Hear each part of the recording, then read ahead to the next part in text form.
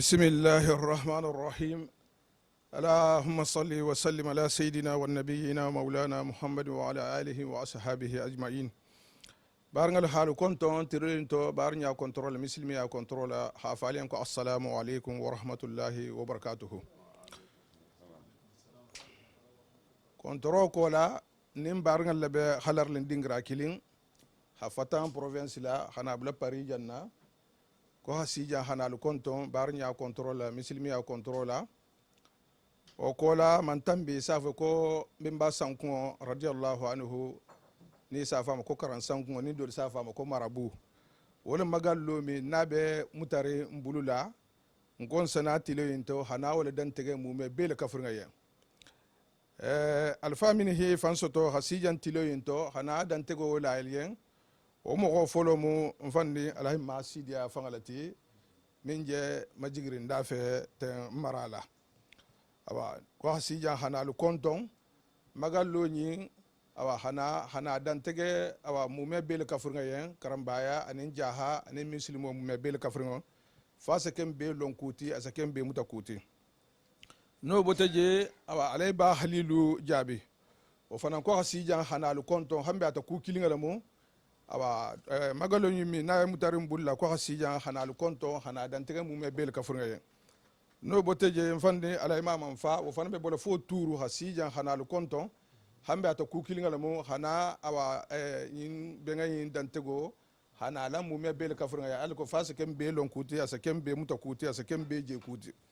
awa no boteje ala ba fo de jabe ni safa ma mfande ba fo de wude fo de jabe awa hafata lilila o fana hambe ataku kilinga mo ko hasija hanalu konto awa hana duwanyi magalonyi hana abunyata halasi muslimu mu me bele kafringa ma katrabe karamba ni jahama awa no boteje mfan muktari jabi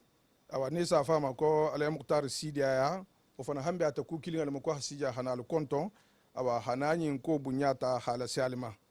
o kola awa mfan seti jabe alen jama ma seti albe hamil long awa mimbe majigiri lavali wo fana hambe ataku kilinga mo khabo lavali hasija hanalu konton hana magalo imbunyata hanala salima alko fasa kembe lonkuti asa kembe mutakuti awa no boteje ale seni jabe ni safa ma ale seni kasi akoto albe hamil long o hambe ataku kilinga mo awa ko hasija hanalu konton awa hana magalo imbunyata halasi awa barnga mume bel kafringa ma fasa ke be lonkuta sa ke be mutakuti no boteje mfane nakari sanko jabi o fana hambe ataku kilinga mo habo rense hasi parijan awa hanalu konton hana awa magalo imbunyata halasi alima fasa ke be lonkuta sa ke be mutakuti no boteje awa tamadu jabi ni safa ma ko ale mamadu janga habo fo luman hana parija hana tar benga ento hana tar reunion ento hambe ata ku kilinga mo halu konton hana magalo imbunyata halasi mume bel kafringa ma aba katrabe karamba ninja hama khata parija khata bula han afrikila no botaje awa alay karamba sikunda awa albe hamin long hasija hambe halu konton ata ku kilinga mo ko hana magalo imbunyata halasi awa mume bel kafringa ma no boteje alhaji sunkan karamba jabi o fana to ku kilinga mo awa ko hasija halu konton awa hana magalo imbunyata halasi alma wo kolan dinke fanan albe hamillo ni safa ko hasimi jabi awa hafatan rensila hasija hanalu konton hana magalo imbunyata halasi alma hambi magalo nyin awa mo kuma lalu ni na takumo ni hakumo damuta magalo nyin mun nan ba fala ko magalo isana onyasi falia awa jama'a mbe silen imbe janana hana awa imaden awa mo minya hana reunion en kaya wolumu nkoto keti ni safa mako alhaji fatu karamba jabi awa lala ya njewole ya parijan ala dimba min tohon ko nami dansogo awa wala dingirato njendon neten hasijan hanalu konton barnya controla misilmi ya controla aba duwa bay magalo yimi nabe mutari mbulula ko hana wala bunyata halase alima abe kela tubale magalo nyimbe kela tubale abe kela le 7 mars 2021 awara fa karkuto minje na la lolaten mois de mars sanga en karsaba nyogo wotili woro wulo abe kela wala la tuba ko hana muslimo bu me bela kafringa la long o kola hata france jamma katarbe europe mu me bela kafringa ma katarbe ameriki ma katarbe awa afriki ma ha tuba masto ha senegal masto ha gambi masto awa ha dingra mu me bela kafringa masto jonna magalo be kela wol mo 45 ngote awa comme nga fale nyaminna radiyallahu anhu wo le magalo wole be mutare tuba banko kan faydo ko hana wala ta halasi awa barin mu mebel kafrin me fasa ke be lon kuti asa ke be mutakuti na le hanje tilo ento wala mun je ko wati sa falen ko assalamu alaikum wa rahmatullahi wa barakatuh wala hambe nam nyoko le fanan bele jan dimba le fanan bele jan nin kelo kurati la harfo la bena la harfo di la min fanan ma awa wol fanan bena la doyi tala nyin koto halasi awa ikafin nyoko luma ani baringal ma ani kum ta nyoko luma o mo folo mu awa mbingi salimatete awa ni mbar musu tate ani do ko teni fana awa hambe mbe harfo di la mo folo mimma alko faso doyi tanye magalo yin na koto wol mu mfande mfate ala imam mfa awa alasago nabi sago satran sa harfo diama ase doyi tanye yin koto ako bon be bularin ako be bundin kumimma ani ala wulinya awa ani kumiri ba ko kono la alko fonna fahamo statamma kafla nyamina safalan ko assalamu alaikum wa rahmatullahi wa barakatuh assalamu alaikum wa rahmatullahi ta'ala wa barakatuh alhamdulillahi rabbil alamin wassalatu wassalamu ala asrafil mursalin mbaringi jamalu muslimolu mbal be kontonna muslimi a kontorola awa njana be jambi mbemba sankun karan sankun ni ko karan sankun ñinin karin toto jommoti ni ko karan sankun marabu ñinin karin toto be wolon ne awa moxo ila barako ame dan itilo doma itilo doron ame dan o doron ma ni kata baraka moxoti fanni ito le me faha mo si faale par to kendo me faha mo ho milliard bata faha mo mawul tolong par 45 ku ni 45 ku mi moti nya si farin toto be holon ne bari atala fan ko nyen ko rano kon la bada auju billahi minash shaitanir rajim ako fajakkiruhum bi ayamillahi ko mo xolu yili bula ala la lungol la événement keta lungu min kono non te lungu be lungo karun dunalo ta sawo be la sobe kula abe lung bar ku kendo keta lungu min to ko ha mo xolu yili bula wala kan san ko la ko mo dun dolati amugili mo dolati awa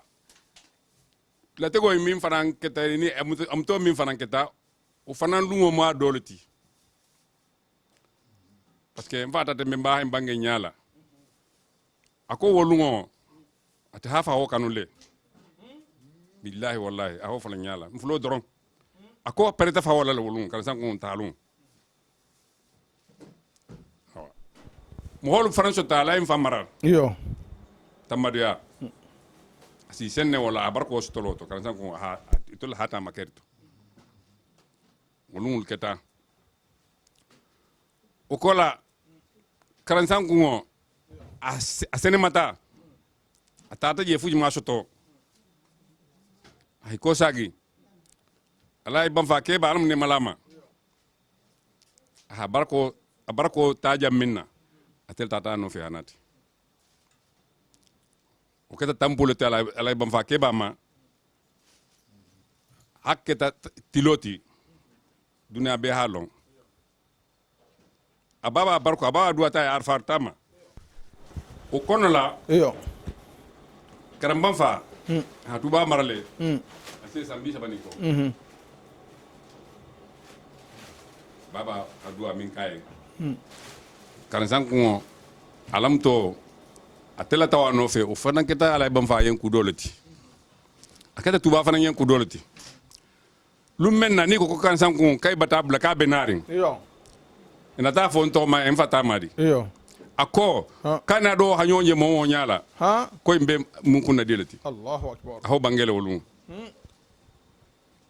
kan san ko ni ay ko marabu yo be ko marabu Yo. to awol fana ko marabu yo munna parce que aha to sile ala sarwa marsa su ko université complet folo Touba Yo. ko 45 ko lem université ata londo façon londo façon aha ni be nyaan lama Yo. yata 45 ko la maji sole batar la je yo donc wo mu mo holati wala kolu yo olu hak mo kan ha mo yili bula wol kol la yo parce que ngotarale ntol ma la folo de ande be mo sallallahu alaihi wasallam seneni madina Yo. ha tara ibe asura sunnaje yo ay mayinin ka kalbe en kala munna iko ko nyin lungu tole ko ala ha firawna halagi musa en wala ke kun sasun kila ko sallallahu alaihi wasallam akon tolle hakan han sun atambe tolla afana nga sun amol ya marala ha keta wato to atel keta farlo ti yani sun garobe nala donc womu anniversaire leti yo awa ni benga mi nyekela ten Iyo. talibo langa ne nyi malemu wala ha décider hata bula kan sango halifo min bije bi Iyo. mu kunna diele mu mo barka malemu dol mu mamana bramati itata fo tabrama en yo tabrama fana tartamid lante na yo parce que kulemu mo be kan sango adimba amamarimba talibi bang be hakane hayin ide ta nya kun kilima betega bar ni mo dol bata to hasatema yo afana man dan la jewla afana ko samina watana ko hambi ko nga benke be mimu yo bida nyimale mu ni bida nyimale mu yo parce que mo kala felin bije ko yo ministre na ko mol fo yo ban tol dankun na besen honno le molti on mo hasido leti mo le fana muy mambo mo bato femfe na bata mo bato o mo ba ko nakari yo mo kendo fana me mo ba ko nakari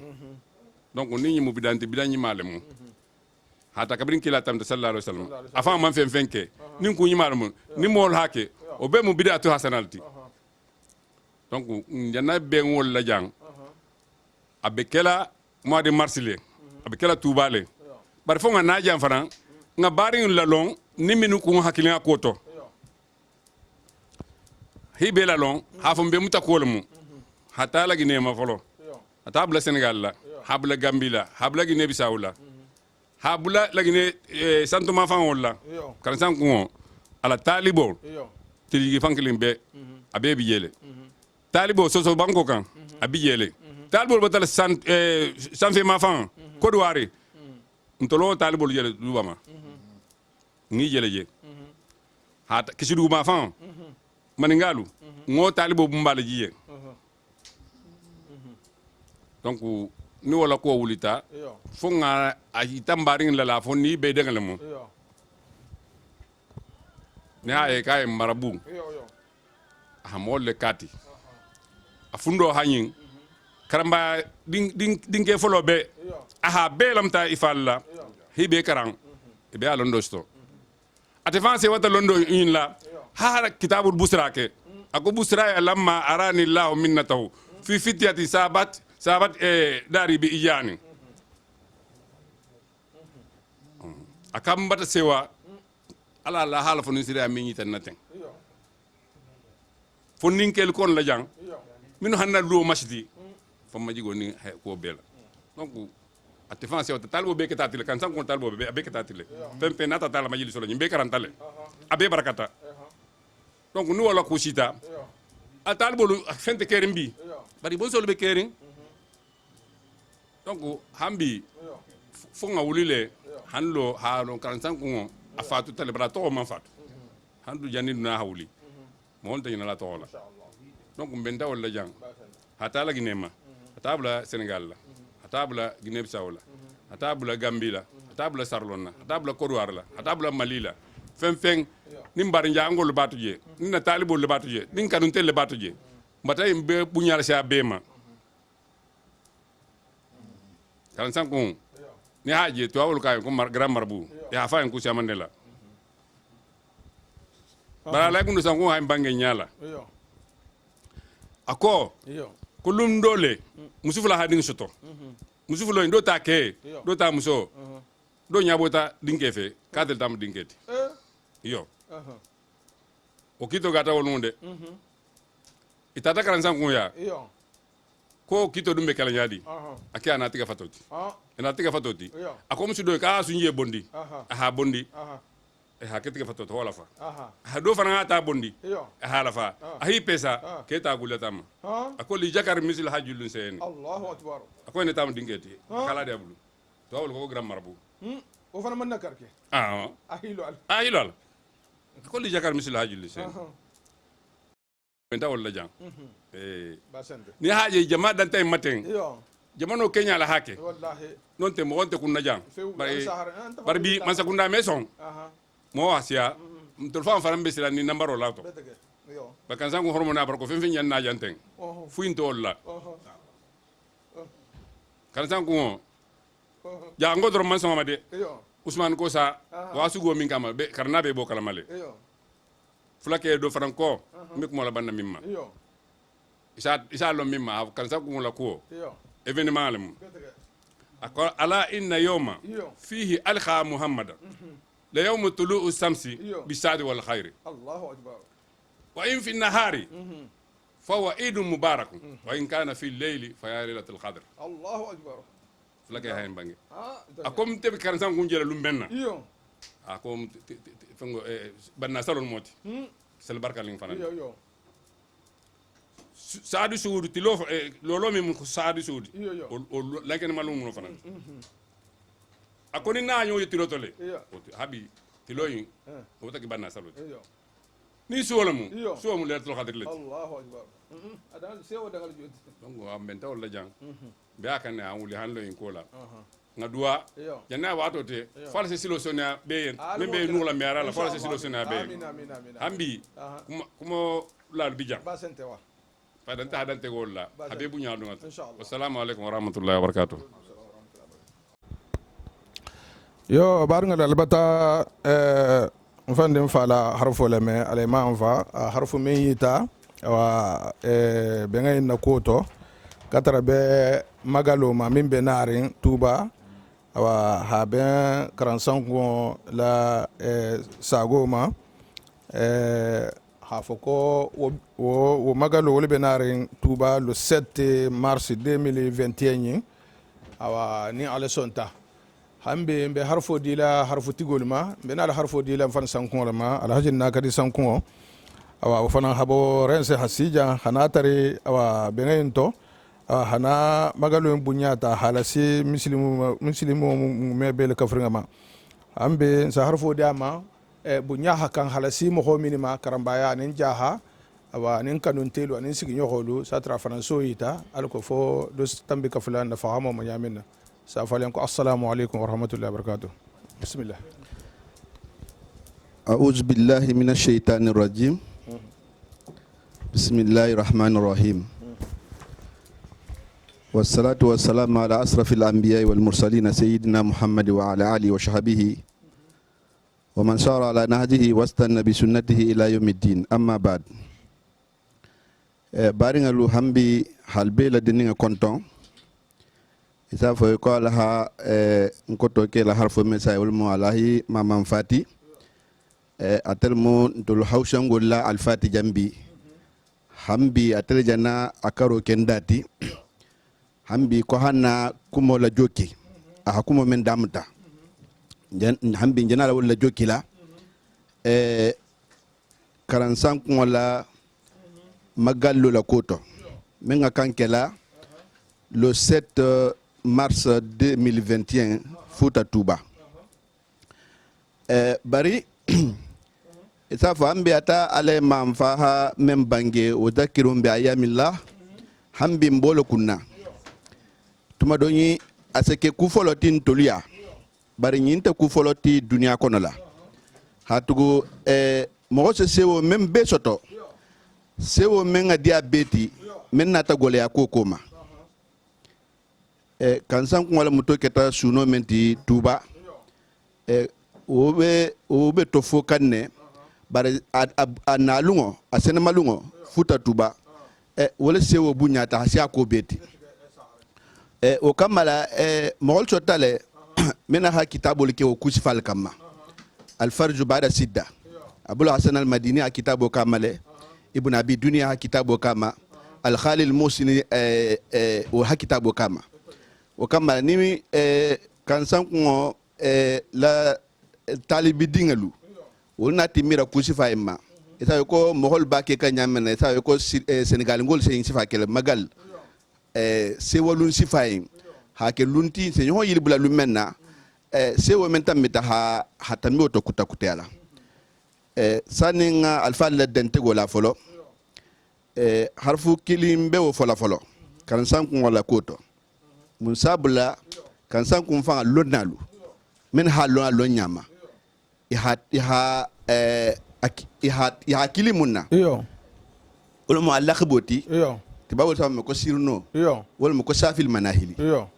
allahu akbar aha mun sabula ko safil manahili iyo mo men gibi dingra be hasenu wala ma tehi min jawo jang a hasenu le iyo hadam tam mo fulani ko ka bemba mo men bemba mu karmo bati iyo mo asisu abu barakatiha fi kulli ardi fada minhu al abhuru o amin dingra sinata le no na ko ka bemba abe karanta silmangal fola hata karmo bama atola to jom fana karanta silmanga atola dingra fana amin dingra sin le non de safil manahil mati iyo ni tata baba ma iyo mo men ba fala karan kutubo ma konfa adanga le jodi o min dingra sinu de aha ni boto ne tata kotol ma iyo karan sun kamba shehu iyo afanga so jajile de aha ala bahzatu sudur kolla iyo adam man juta ala kola hata blam fata madla iyo atabla men ba khalifa dobolla iyo mo men ba fala ma konkoto iyo wo min dingra sinata le koto dingra aha atabla tolla iyo ni tata dohol fananya kamba kay ni brash iyo aha donc yantola karawalo aha kamba la midilu kandide kamponulu kanso ya dalilu wol ba fala mo men ma konkoto nza fala ko musafil manahilati doho dingra fana adanga le jodi nin tata dingal fanna sa abul barakat ale banfa ta fa karo shitala ko malasai iyo aha kafra mugita halata bankota ku a fenfen ka be keta baraka kult hata bla ale surbala iyo ale mfaba umna fode iyo kara awo iyo kara umusidia wol ba fol mo men makifa o min dingira seni atale dindingira fana wallahi nin ngala talibolu fo dam da sai iyo nse kumo talibulla kunte meba nin nga talibi dingira fana san savon ka min dingira seni atale wallahi o karan sanko iyo nin tuba ha sunu ku soto wala koto hamol ha saya nata iyo o se o keta lumenna wala ma sa gilngoti wa kan kala kubalati betege o kamala comme alfa la hayta nyamenna iyo ni talibi dolu fundo tata sioma iyo hafo kon fana kan hanyin se woke iyo iko dol ba kala nyamenna iyo no kila sita hausha alfalma iyo abela de ninge iyo mfana metu sigiri wonya kew fo ngan kan na bom baadi ngalma nimmen hakande nala hatu nyinte nin sa fan jahanga doron kunte nyinti iyo betege few kan san ko muna fanga sita mo ma odumu nsa misil mo bele modi betege wol bele mutako mu inti o kamana menon sigila wonya halunga hasi mo hol man bakalma ningo ke hambi mambe nga hakodi ama wala ke alfal nata bilungo sugandi ko nga ben parija be haju bulabi al ko ngana dantego la al nata men bata me kotoma hambi se tara mela hambi ni men fana man tay to ho meje mba fola ibe misil mol ko lale be ja hanin karamba ya fana ko lale isa lo kila bunya bato o dantego men ala wala lalatem ni xere xere bunya bala taharim bele de ningama kafirin karambaya anin jaha katrabe mbarin fululma katrabe sosolma katrabe maningolma katrabe suruwalma katrabe fenfen ning ni alakato tarta tuba ni amhol tema ila alfa le tema kafrin karansan kunfan ala kafra falula kafra doholla na khere kililo mesila bema fen ni si fan soto et c'est alon ko yim ko be mutarin le 7 mars 2021 mbo damutala jon foloma ku abe damta dingra beleji wala mun nadino enfan sababu nyimalu atal ha dono ta sigi menuku wala mu kila muhammad sallallahu alaihi wasallam wo bon soliti a bon so fen ni ninna kililo ina tata ame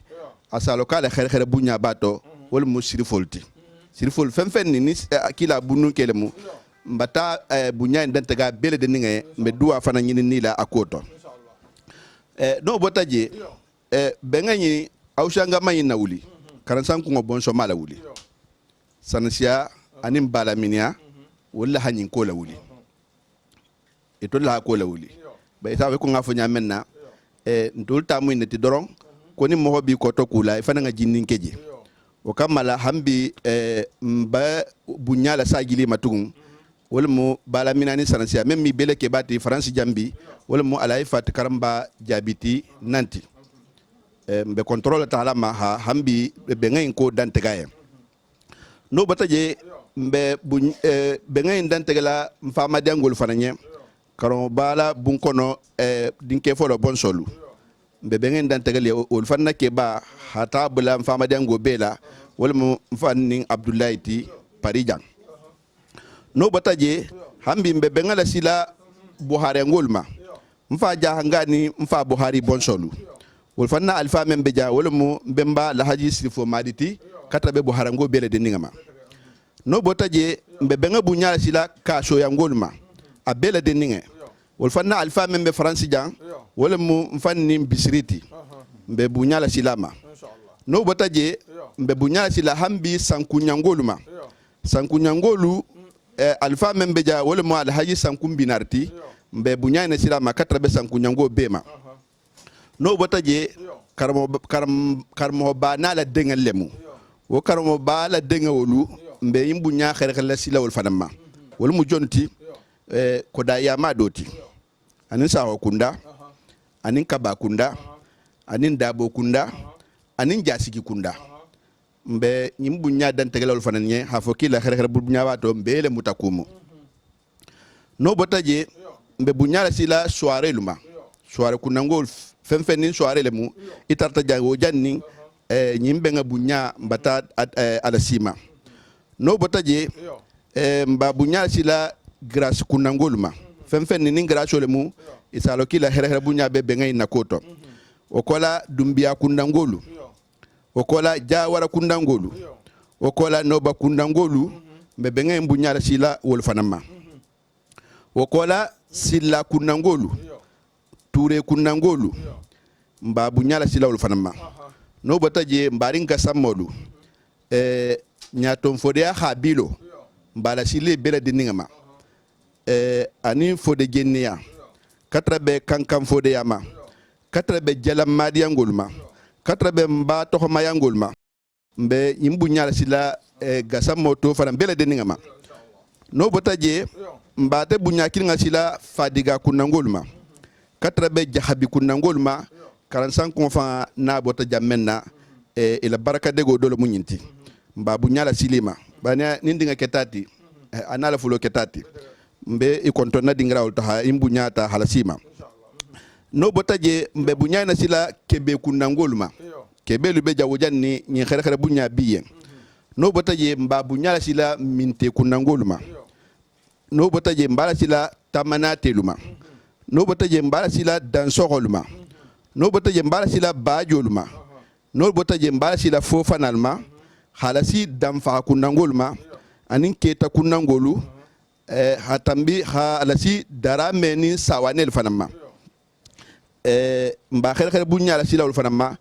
4B6 kunangolma no botaje mbala sila nanya makhalol fanam bele de ningama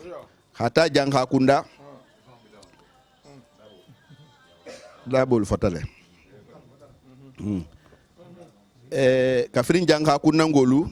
jawuna kunangolu kalloga kunangolu afofa nalu dambagatelu wala mu jalo ni numo ni garanjelu mba xere xere bu ñala sila a bele de ningama no bota je nje julume mbulaten a bita manalemu dingra shama ne manatala dingra shama wala manatala mbe kumen fanan kunna hawsha be dengelem no bonya mbe xere xere bu ñala taxala mbaringal ma men bota futa tuba men be Sénégal butung ani men be Gambi atabla kakandila ani dingra beto mbo xere xere bu ñala ci la jonma wala ni brasu ngolti ni brasu mbala silema fanni ibnu ataillah beje mbe xere xere bu ñala sila oma barisani nga si non fama folo fen ni kan kutubo bon solambi abele ke ba mu dide kanjura la tibi mfa ba dide kanjura ala salala di ala munyinti iyo boke karandi de dinge ala xere xere bunya bato katra ba ko mo bema nim botono mbate xere xere bunya la sila taslima ngulma ala sida taslima ana ko mo be bala xere xere bunya la sili bema ko mutakole munyinti no botaje mbate xere xere bunya la sila marsa sungolma alaji karamba sra lion katra be marsa sungol bema ila xere xere bunya la munyinti mbele mutakumu no botaje mbate bunya kilinga sila kanjalo ngolma alhaji salimina na komo ibela xere xere bunya bento no botaje mbate bunya kilinga sila nyandanke ngolma alai sankumba ana komo bela deninga ni o botaje mbate xere xere bunya sila tabato ngolma alai karamba masembe anala akomo be no botaje mbate bunya kilinga sila masembe ngolma alaji basehu ana akomo be no botaje mbata bunya kilinga la sila so mangolma alay karamba jifaro ana komo bele deninga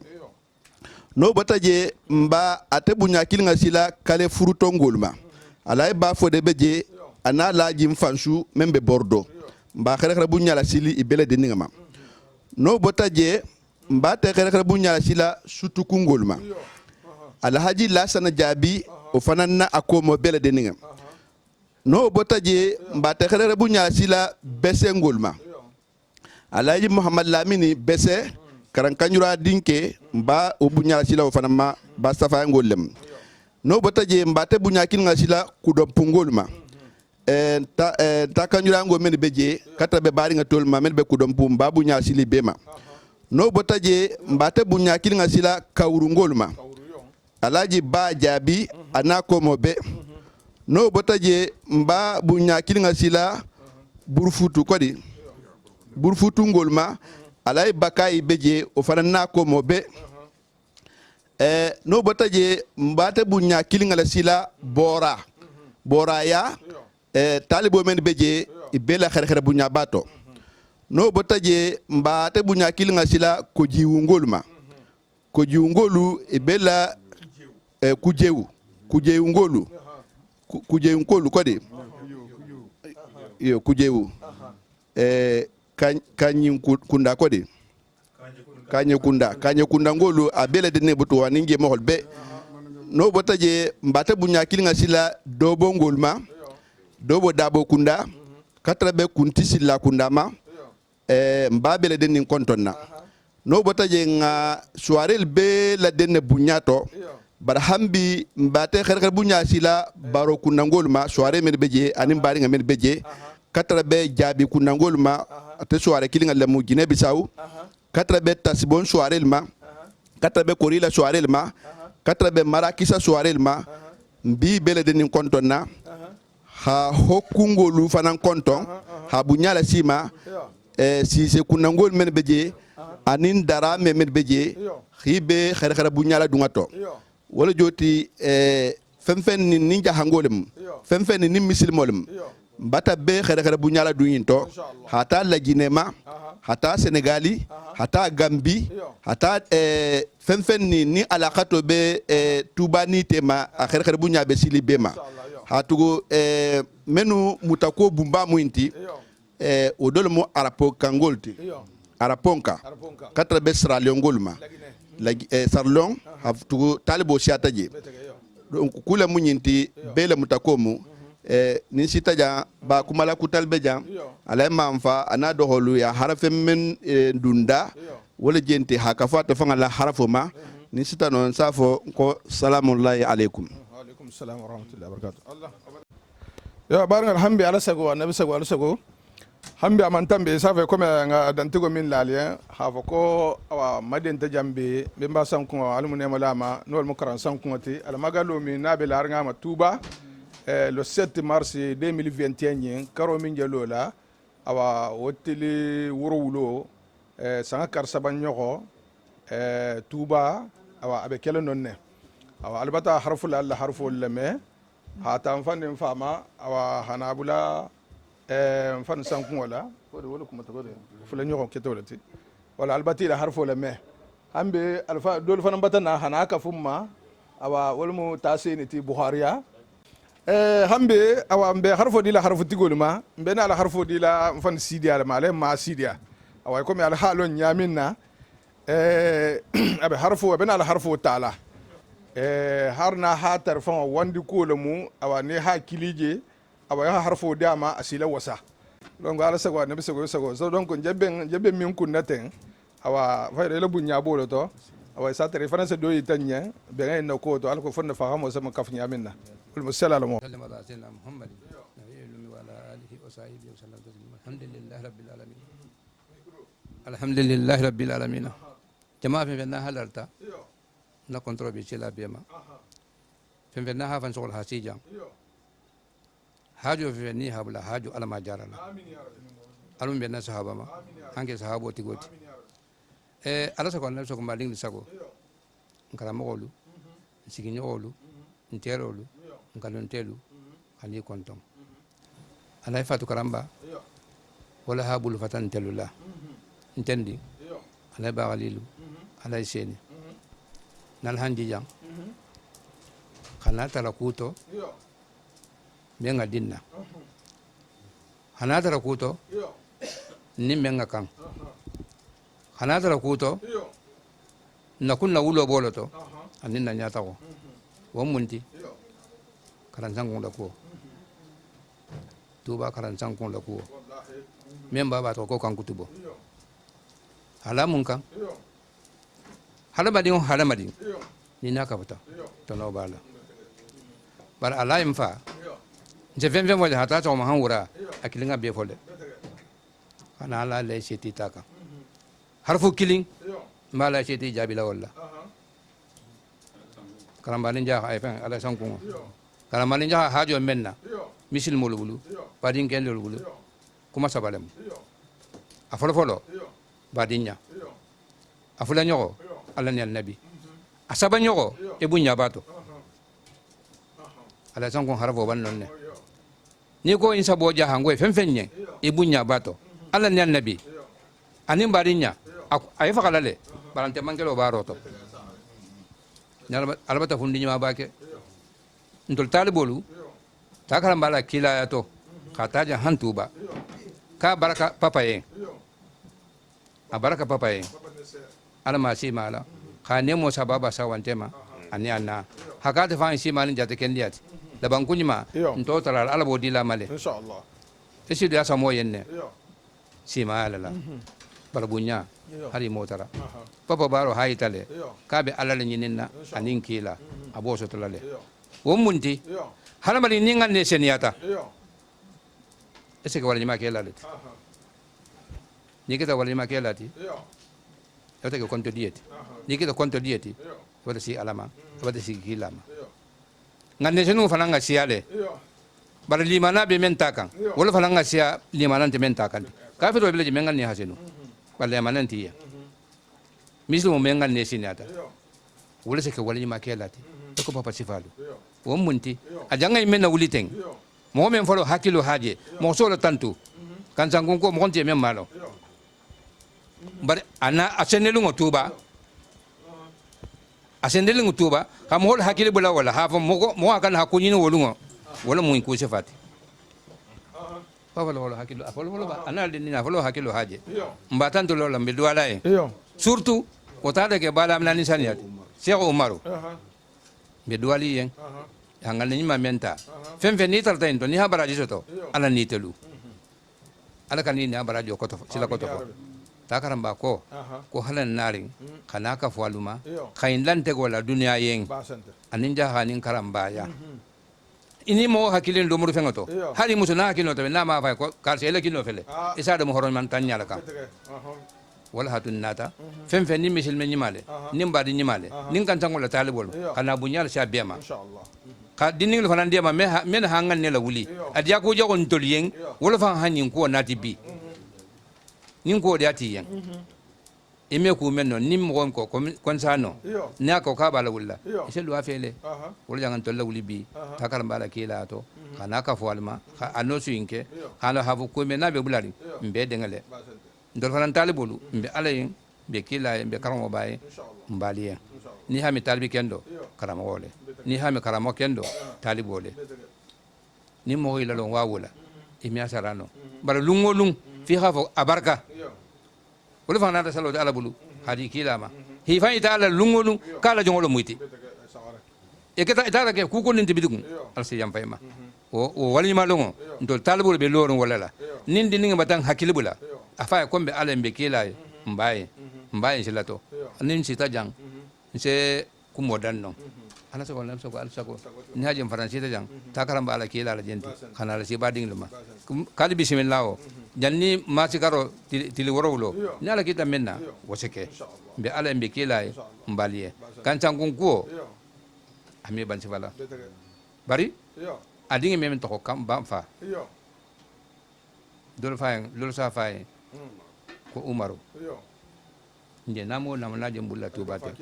ala ban fakeba ala na ahromana abarako isa barakale haya si ala ban fama Allahu isa kuloni haya siyama isa kunini haya siyama ni sitama kununga kan kerale baraka yini kan kerale lonna kan kerale ko bata kan tangungo la garwa kan tangungo tamda jamina buruka kure ahino mo jamena hasali je mata hasali misiro je lorin jele buruka kure atamta jango jandinna atala haka ko do kije nje sila baro menate kamba fala hafalo nje misiro la ten melo la ten kamo bala misiro ala man fala hakuta kutaya kaita mogolla no tata ke eta sidri alna horona barako inshallah mbani afo tabla mayen ko besiloto inshallah may no badama inshallah besiloto inshallah atel ni gulle sankungo abele kon lam nyoko kilini hiwulu tabu kilini muiti ani mo kon dalne mi sigi kilian to la man ke man sakeleti ani ministry ala ho ka tele ya afon nin sire fanan tabra me golla mara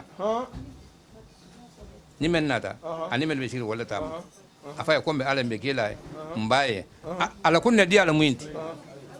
na ma menje la njulo la hake mbe ala mbe kila mbe misil mo be din sita jang nse dalno takala mbala kila la jenta ha wala musalla ala muhammad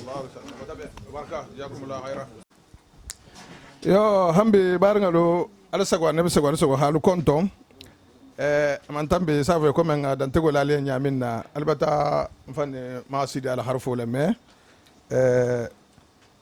min be bende kran san ko be ba san ko ni sa fama ko marabu awa ala magalo min be naron tuba le 7 mars 2021 habe wo kuma ki tollemu talibul le representant awa ele kotoke ba ale fatu karamba nanti ko le hibula hasija hanatari réunion into awa hanafo muslimu bele kafrunga hafo yen ko sami ana watana ki bata awa dantego ki bata me ko ni alson ta ki bulufulu ba kotola awa wakola hambe bena al harfo dila mfan setima ale seti njame ma seti albe hamillon njeke mo min ko kunate abembala mo bare dinga minsa fa keta anin dinga minsa mamaringa minsa awa bimba keta o dolo mati comme al halo nyaminna awa menal harfo dila ma hambe mimba fananya awa magalo yin koto katrabe ke mo fa mambe minna koto awa harfo mimba yan wolo koto satra se do yitanya al ko fo do suka funna fa hammo nyaminna safalen ko assalamu alaikum wa rahmatullahi wa barakatuh bismillah yo wa alaikum assalam wa rahmatullahi ta'ala wa barakatuh hambi alasiti menal harfo dila atelma bari kansan ko ndolbe mbalem kudul bala koto mba fa ala talbo lo nyasfa ba mbale seti nyin kalmu ma man huwa karansan ku mu jonti ndolla nyin karo mo droneti karansan ku mu jonti hata amugi la luma hana amugi mo holma anata fanga mugi taw hatmenna anin donding min hayatihi wal assalamu alaykum inshallah jazakumullah khair bismillah a'udhu billahi minash shaitanir rajim bismillahir rahmanir rahim allahumma salli ala sayyidina muhammad nabiyil ummi wa ala alihi wa sahbihi wa sallam taslima madin tajan herato alamo jesenna herato même bata jang wojang français kon la yekul la jang ka bi ko mo ba ko lamo ko kan san ko la ko lamo almo hayja ka la be hameo hamena ben na kene musu dunia kutal kiyama kuto kemo woni hormo na barkola ana margo tema jigo hormo na barkola almo na hajo be jarla alay mi fa bata bange ndo san ko fa na bata kharfu ha ala mi tile bata asifa amen bo mo dia sa entelinte kan san ko sifa la tijante asifa dal bije men haka hasifa asifa la fa na bedarin magalo ni fe mele ba fe hasifa mele fa na ngalong isa asifa no asifa ya nyama inshallah kamo san ko hibatullah alamu atala la sorfin la hadi karambama wallahi ala la sorfin la hadi kata simangama ala la sorfin la hadi ya habe la kafringa ala la sorfin na mo hadi kila man to misil modma karambambo mbeno mbesira da fele ako kan sanko wonu do gele be karambambo kana aha mata kan sanko fundo ha senu nyinti do gendi allahu akbar aka fundo ha senu do gendi wasata le yo parce que mo menga la fundo to yo ko fo tuwa be hakaran jaade kana tarje wo ngande a jonde ni le ko to ko fo be hakaran e ko be ha ala long be ha ko sanya ala batla be ha do janna e ngande modati kan san ko mo ke tawdati kan ba bululo jaha al fe fen kila man to mo aha be na fa londol ala ha ta ke londolati wallahi aha da men ka mo leketa janna me mugila atoma temenda kan tsimanga akole mbaku tuwa akaya ko dingi menji e musu de boto ja musu de boto ako kele ntoko malamu naso te atola nda akabi kel nda balti allahu akbar kan tsimanga la mbaku tuwa atola telefon ate fa mugi allahu akbar etonya kan san kungo ana bota min ana muji habi musolti e hadin kun wodi kun je jaha kalamba bullo kono ni ha te fa be na bata jahale kan san kun na mujahabi musulti kelela fatuma ta jahabi afale musombe jahabiti sombe jahabi to ko ibrahima jahabi woni mo banda lemu ni so sa ho ba sano ni ngodo abumbal ba be mbabulla ahadala abin bayin ana ba bayin da laila sinya wuli kilinne ala fatala men selonna bato do aja bi tabara bata di musolo to allahu akbar wala kada ma fatuma tati laila dala sinya wuli kilin allah ma ha bangi nyata etonya mbawtu wata ta di nam nyo jini aha kalmani ta finga be keme mata halaka dingela ko me fono na din fa ko wallahi de o di ahadi muso di kasan kan gutu boma mbawtu ni nam nyo na ta ha labe wonu alfa ya baba labe man sai alaje ba fula man so ha mama inji nyamenna ahadi kun ya to aw kan gutu ya ko moro ko ngai mafalin khama fani fon iyo ako hali yanke di muso bumba bi janka kilinta inya to mo kilindi mai ha ni dama ako se ndinya la nyabe men na yin to ten iyo na ha shi to te matinya la le parce que akela wodi ma joldi ako na sunte hataja ha Niger kasa be mara allahu akbar ma do ko nga ako nga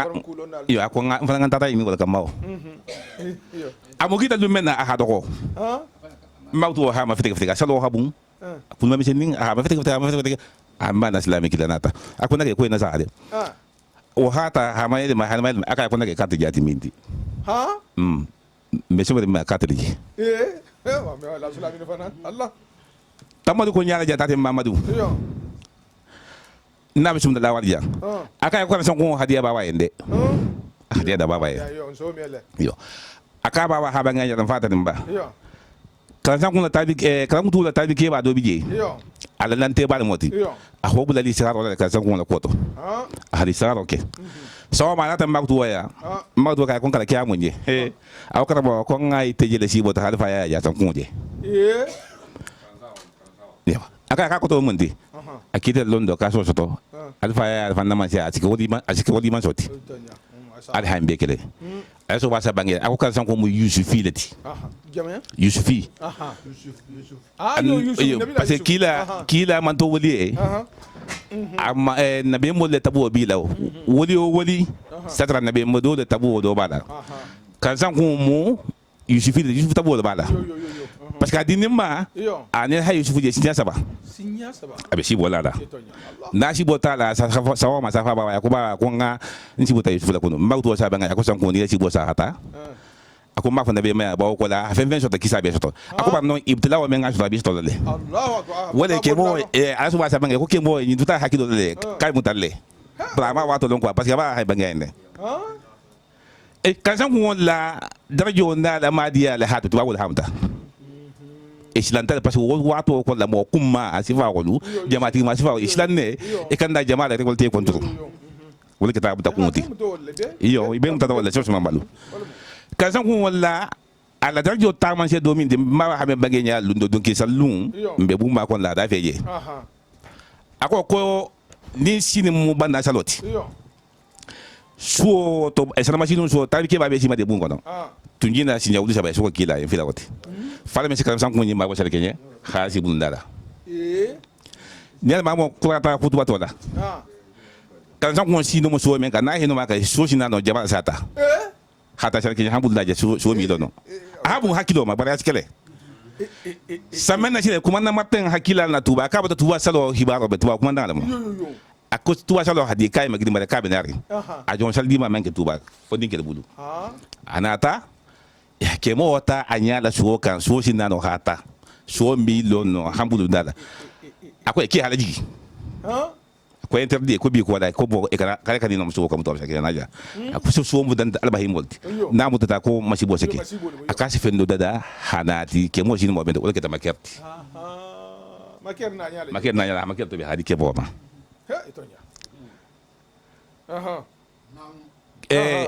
kan mo sam ko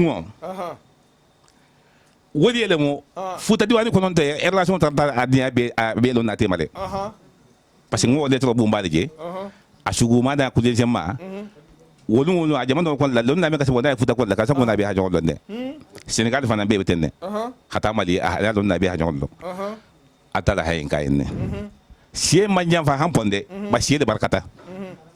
sambi woro sansagi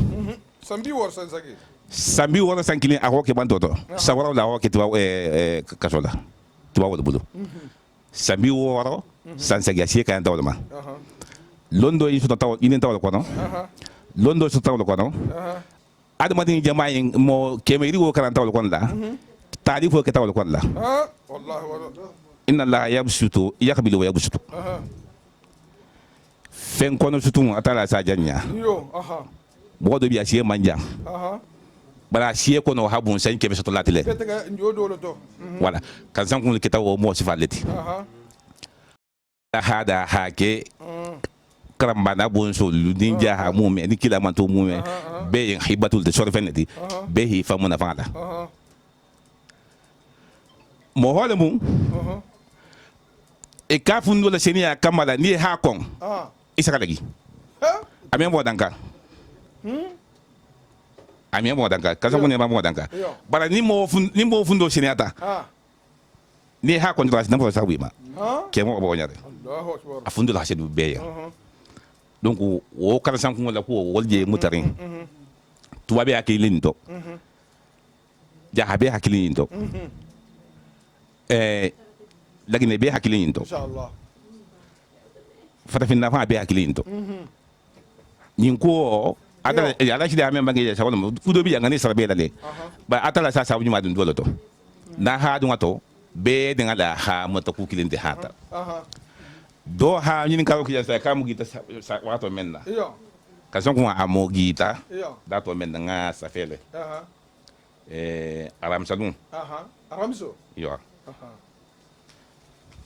amo gita aram salun de iyo awa awa baset ka kuba keta la koto iyo kan san ko mo gita aram salun iyo donkin tirisabo donkin o tirisabo afata aram so donkin tirisabo Allahu akbar o keta ko tale ha no hakanne no na nin sugo hakanne ali mikro da baje alzab ya خرجنا بهم من كل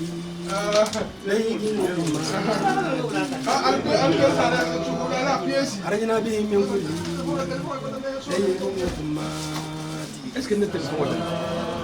دعونا بهم بجيب أمني وإسماتي دعونا بهم في جلي أمني وإسماتي أردنا به لله أسباني ماتي صلى الله عليه وسلم به لله أسباني ماتي صلى الله لكن به سبحا من كل أماتي صلى الله لكن به سبحا من كل أماتي صلى الله ولولا كان البال يسبقه الكل اللهم يا ربي صل على محمد فلوتا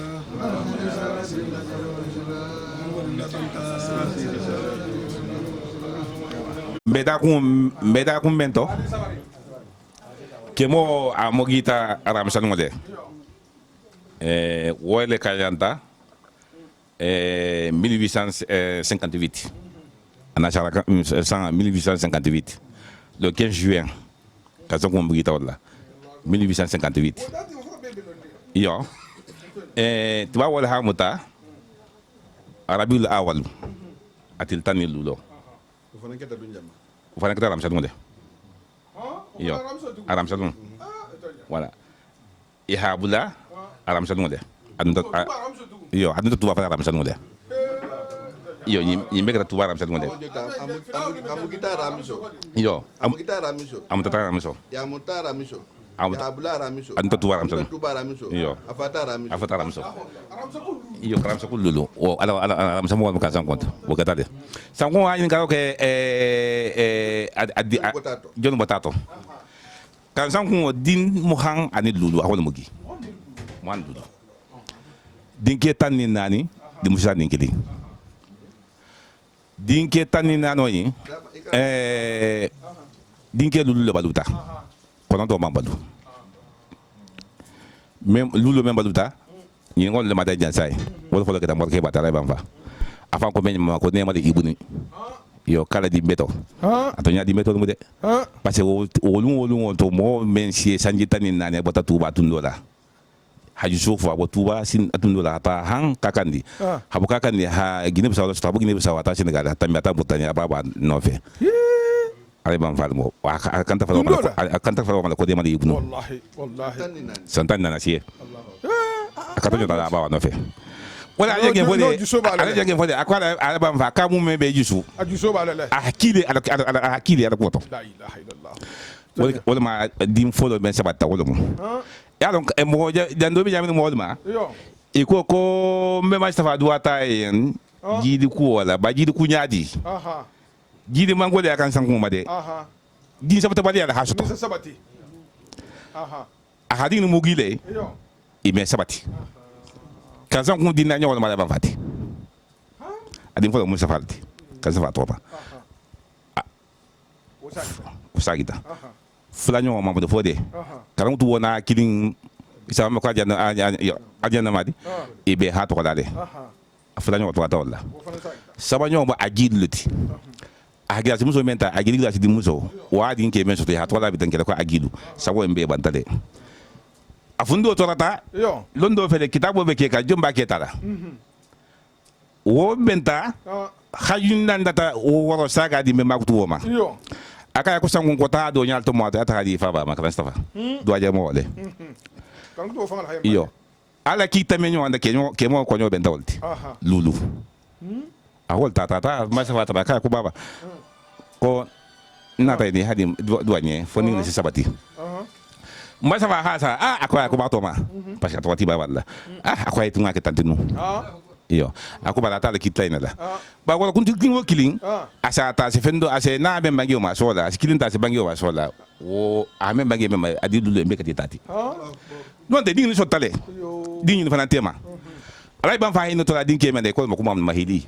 o si sanje fula la banta wala ko ta so ba wala to ma so bati ba ma to la fula ma so bati betonya wala aha motar soto aha salimu soto a seti soto a mon khalifa soto ni kilima balu atala dua jaabi tambeluma wala le baluta wala kita lulo inti dinke ko to bata bulu lulo ine sabatita mba sa wala dua jaabi ta lulo inama wo folo kita alay ban fati donc adi di musu tan ninkilin ka som ko a wala magi ndama di musu be belo ba mi ma juba ni mi mariama ami nafsatu ngol to me nga kilin jenya nga tol to me tol wala kali mina fi wala dim sultan min kilin din ke tan anin na tani lulu lulu baluta konon to o man balu ajuri al legend aso na sago parce que kuma la le bisiarin ja fanan ti jam fala jambe tege nana hamma yinin ka in don ni menya soto no hanya sifala koto wala minti wala mun na fara ko mo na ba ko fila magalo ya mun interlato ahamo men ka sabola alma here kala be godu ku wala be be da jang almo so ya lañe nin kay du ku fana kay du ku men na almo lo kay do so ya yana wato tema jangoto fana hi barako bo haji mata ta herato kila barako la min dingil be material bi almi dingil blala afan khorobo na barako ana da ala kano ana la du to kila komo o khorobo na barako la ana khalisu ata da o khorobo na barako la al maso ne ala mo ba ifa mo balati safil mana hillam nol mo karam kutubo ma sa bangi akana mo ben ka sabota ama kilinta nam yo kula asikula jito Allahu akbar andam ñoo folo mo di basim solti sun kam badi wa chato ma amna talti cheikh mamman lamine fadiga le di musomo di basim kunda men ji sa kunda dafe afalo ho nyina kan tasi manga hadiama wa di mo ba fula mo wae mamman sansi mamman makili mamman sansi kan tasi manga da ha to la woto mo di ni e adi soto ifa balu di falle se di to swasi ni mo man sibo ifa man la di te iba di di to la edim folo men sota kanta simanga atali hitola a mom sansi in tola ta burhan bati gol la mom sansi algeri jangol kay ko sunga mbaso wo le modin ke foloti wo ta o metakri wayno tla jonna mom na makili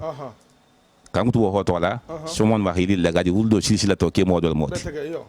o fanan tola tilmisani ina musun kan badi basil ina baba musu fi baldi kata simanga hol ni hadi mbakto wala mi yofalo hadi mo ba fulo mugay memba khalifa na fara mo balati karam bala tal bolo mo a barkata betege adi nam yo mbakto hata hadi mjeto stato khalifa dobo mo da khalifa ni na sa bangi nyala kum fa hamadi habanga akonyi na salama na tingite ko ta na ko salama de ko iru fito na rasha be sa fa ko alaikum salam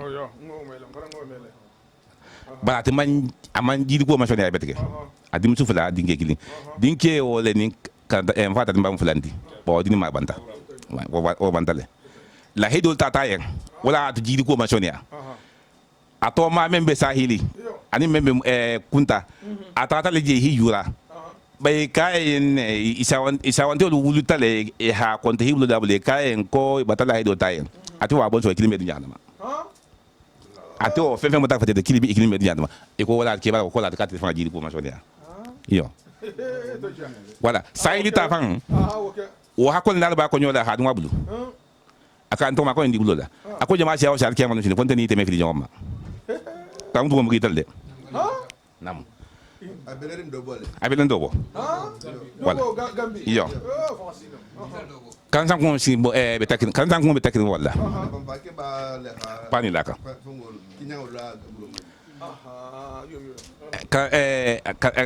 kan san ko be takin wala nani yo kramba kay ni brachi le mo kan to wodi ke lu nyoti na le mo ma wa jam bati o baba le to ko sum to ke mo kramba la talibi dini le mo ila ta hata kramba shi ba te ke baya tasin mangol hila kulu hila mege hila shi atalama santan saba ko ke tuwa sanji bi saba adina ma sam to dum har sa ho ni wulo adina ma to sa ko kan sa ho kala wulo hakya tuwa ko ba asagi da ta ke da fin ba yindi bara ko menta tuwa sembo bunya da mak tuwa kili ata ta di muso ta ma jamba wala kramba kay bugi Allahu akbar kramba kay nyin abe ba mana ko to ibe ni bitasi ibe tamila ya kam tu woni ma jamba ala baha kramba kay la baha malo memba na ko bon tajang ay maji ka ba ta mak tu ka ki kanata akulu mena ci la ko sembo ma sutu ja Allahu akbar ay no bon jere kala walo tekira wala din ko worño kala walo le simbe kramba kay ka anala to ko khadija tun jayi wala fo de jangul kay ko kadi sutwa mawdu haji kasi fol to anakoto ada de boto haji kasi fol to masa dinglam bay ka ma masa din janka tuba de ati kata jonde kan to ka horote kan walo kilne mugi aman ka walo mi dotla wala mo dotla da mbaktu gata ji ko de bedige fa se mafla aman bendo bajari mama kadi in si botale lolo kilime sane sama ko jahara wala jigita si boto hana bula de boto wala lolo jigita da bula de boto si boto kabra nya sama mbaktu e mbaktu ha lo kan de adin de kete fula budu lo o koto munti abi dinkil ne sotala ba dinkil be malale dina be sama kalma wala kala kala baloti ahna mi nyogo be kilin ta tenden ha si ta krandi de nama krandi na fatima ta shilla ibadi la kan tuwa malumena abata ke baya abata ke baya abar na musolum abar in hakila kiyayen akaya ko mbata ndi musodima mbautu ka batame ada kila kiya abar ni akaya ko bata ke baya me den jan la musidin ni mabtu ba sen din ke bala sa ngadi do ma abar ma di ma banam sun di dokun ko ende ko ifan suoto akam baba je si bo vando fatuba wo kay ko kala buta ki ameni ma kala buta kon to baba ko to ko ka karan didit almun na fa amin ya rabbi yo ama kilin ama ba ila fala ama ba folo faranti dingi mene bija na adua be ke mo ko kala tuba ale me mvani burama allo na yo era micro jende bul falo ko micro jende bul nga stole nga madasto ablo parler la yo madati tay yo aba ko jare se ko na se do fo jamaa enko ko diare tawa ko jamaa bi enko koni isi do bangen ala tami sai den ba fi ado ba adbe jemmi ala ma fa bijan ala ba ali bijan ala shi di abijan ibe bota bange di finance do bange sai ngal tambi ala sago annabi sago jama sago wala ala me mon ibrahima wala jahara fula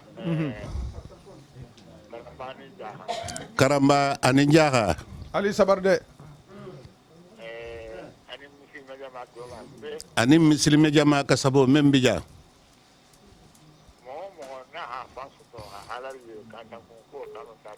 mo na ha fanso to ha masto karan sankun ko sabula ababe kontona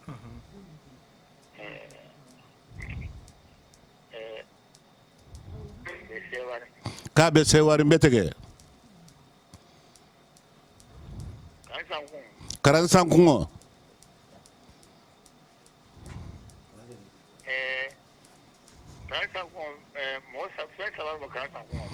ko saba wala be karan sankun la ko to ku saba ni ha kanu isenyen ku sabo be soto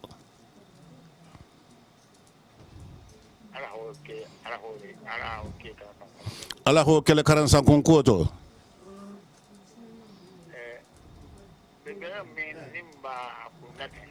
ko be men nimba ko kunnate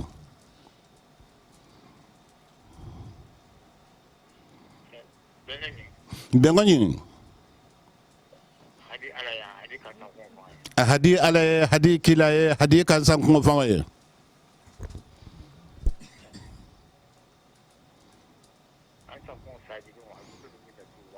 karan sankun asagi lungo hadun tuba wolungo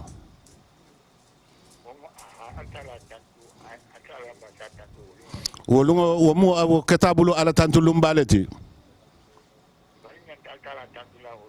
wolungo fanan nyantaw lungo jan salala haw tantu ha ala taala fanan wal nyimalo ha jansa kam fanan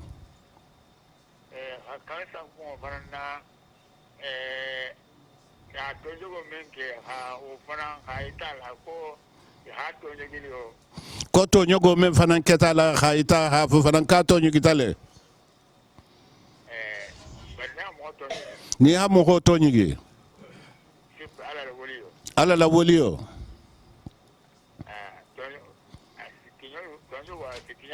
to nyogo setinyale wala ha ke asagi tanare ha dun tatuba ala sago annabi sago jama membe kasabo bije sago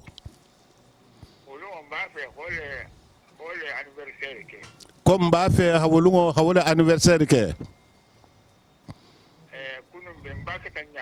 bemba le keta te fanga yaje kunu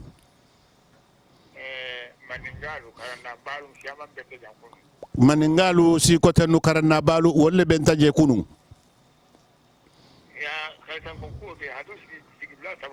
kan sankun ko e ha to sigi la saba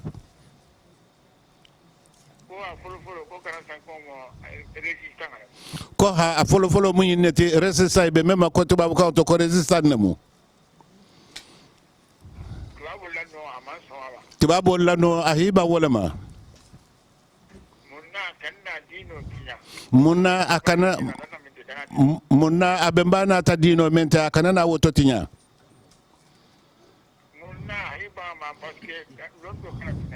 munna hiba wo ma londo kana tunen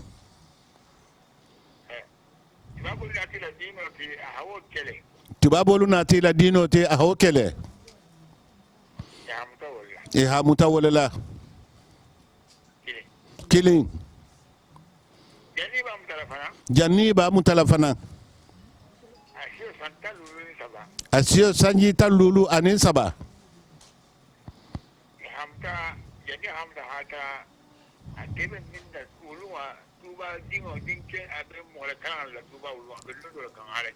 asio sambi lulu wobe kala lumenna wolunga asio abe mo la karanga la tuba abe dino le itakamulla ala jensen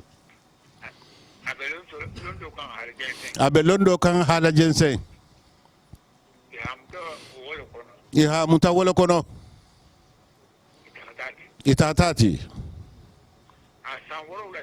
asa woro la kibulu adun tatuba asa woro la ketuba adun din kola sa woro la na tana fatu sa woro wulo fanan kasabo mume habe ke kaldo dila jenso la ni mo la karango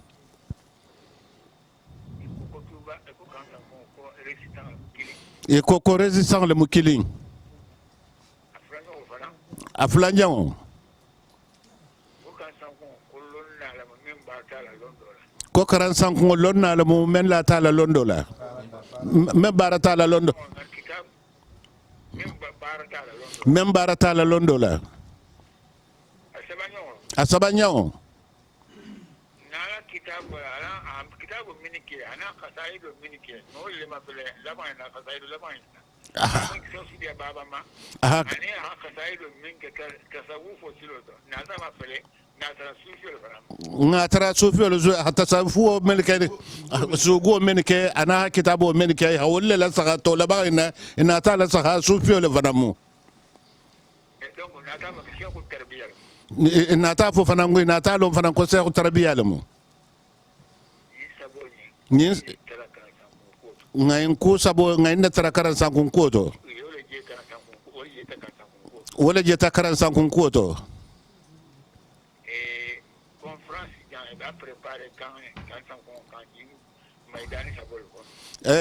conférence ba préparer kanje Maidani Sabo nyin kono la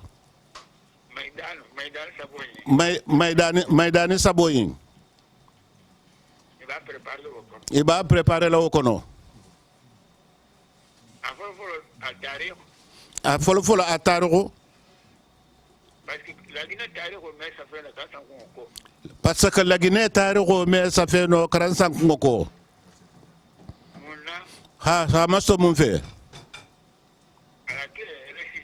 ala ke resistanti namo aflanyo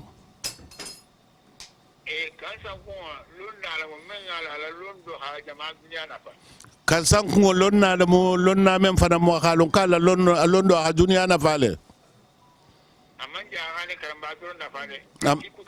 amman jaxanin karamba doron nafa siya bele nafa a flanyo a sabanyo karansan ko seku tarbiya lemu hamugol la sile alama sufi karamo wala mu menga mugol la si alama atel mukamilati al mukammilu namu ala sago annabi sago jama sago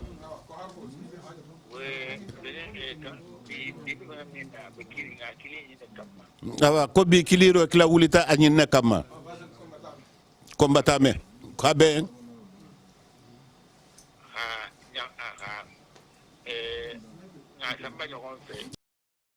ñogon fe ha samba ñogon fe habe nga ka nyama ni ala sonta menga menno ala halo sifa beto ihi take ante ko mo fola mo de kebe ne kala e ha fenno ni hake kan sankun ko to ma wo fayi ni ma wo fayi ala sago nabi sago jama sago jabi abal konton na abedwa la lue na mu jabi ka sama ki fanan ba kanje inshallah anyasi fa be fanan ma bal ko don dinji jabi abi konton na jabi abarka أعوذ بالله من الشيطان الرجيم بسم الله الرحمن الرحيم اللهم صل على سيدنا محمد وعلى آله وصحبه وسلم مثل ما جمع بيلو كفرين كنتم نجام فين نها فمستوحنا كي مغول كونيا انتو جام نول مكرم وسنكم توباتي نيسا فين كو غرام مربو mba be kontonna ila seno le jango ko kamma mbi herbal ko njambi hatugu iko ko bange do na ta fatan salfo salihullah o bange ko o ayn sufan bun o yen to ko ha bange ako indi zikir salihuna tanjilur rahmat ako nemo bumba si jigi nalbe mo nyima luko kan hafin kon o mo nyima o kransan ko mo santongo dolati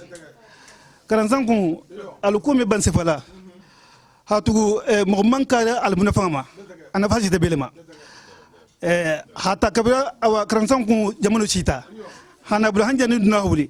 am na faji de bemale parce que ndambi karan aha mo mun kar wahi karan no mi karan o to ala kitabu e hoken karanne o to am na fama me bang kransan ko iko itursi falma sugulala ki itursi falma ako fa in qulta amwatun fala anta kazibun wa in qulta ahya'un falasta mufannidan ako ni ko kan sam kun sifama ka fatu tale imam fandi fode ay mohamed fatu ta abol kon la bar ni ko fanan tukun ka be mo kendol kon la de imam fandi fanan kuntu hatu mo ko har madin munafangale quoi har madin kunturonte munafangale mo fanni le ko bi fin kon la abele ki be balurne donc wo kamala l'imam shafi'i ko ako al mar'u yu'rafu bi fi'lihi al mar'u yu'rafu fil anami bi fi'lihi wa khasa'il al mar'i al karim ka aslihi ako har madin ase molon akibarul ma donc har madin si mon kibarul ma kan son ko sifal molti har madin beto mo kendo ama hankuto bele kala silo kan san kulu molti donc ngay me ko kan ko ha bangi yo ko kan san ko ko ka fan san ko fata fin kan mutun ko sa fan san ti te na bule finta ki me kan mutun ko sa kan san ti donc wo kamala mbalu ku mun ko najang donc mbe hero dorno kunna wo kamala donc mbe do falta hormona bar ko ala mala mbe kan hambe haju jara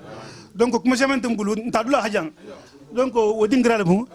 mbi bar mbe kontona mba franco assalamu alaykum wa rahmatullahi ta'ala wa barakatuh أعوذ بالله من الشيطان الرجيم بسم الله الرحمن الرحيم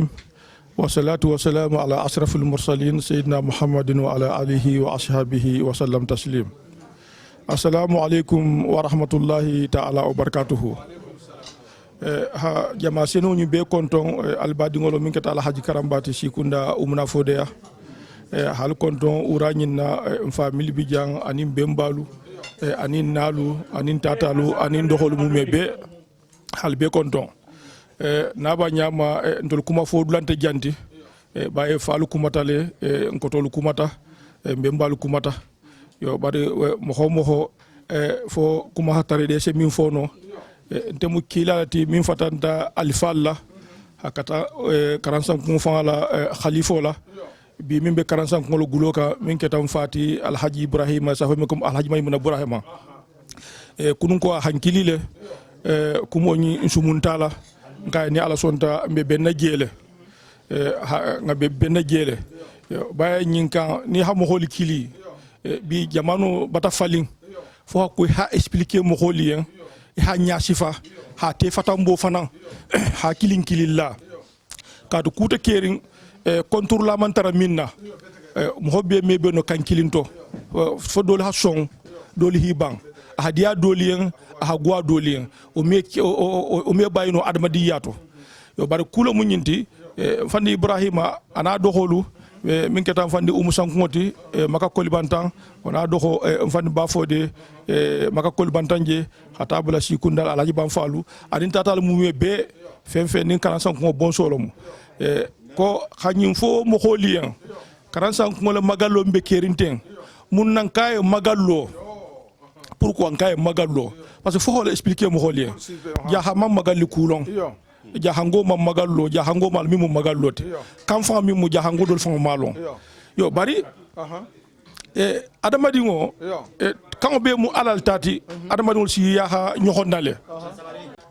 adamadi si yaha nyohomale donc ni aje mbafla ko 45 ko magallo ma fo 45 ko le fidao ma fo 45 ko le ziare ma fo 45 ko le daira parce que ni aje ko magallo mfana ngata dingira dole to katu moho ku fo hatara dole ha folo ubi harita ha folo fana dole fana mina kelete fana kola yo ko ada kunyima mohol so tala nyohombulu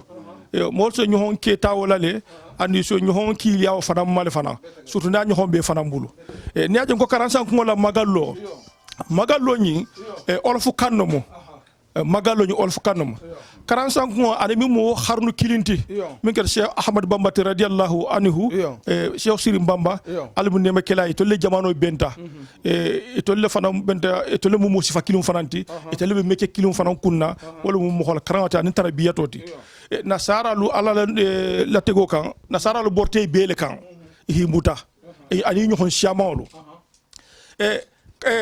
karansan kungo bare ne ajentol ba fala bi ngake to nyaalo talibolu anim ba dingolu sanshiyangolu walla hakko nyi bi ha folo bare angane ho tarantol be mbal fangol tole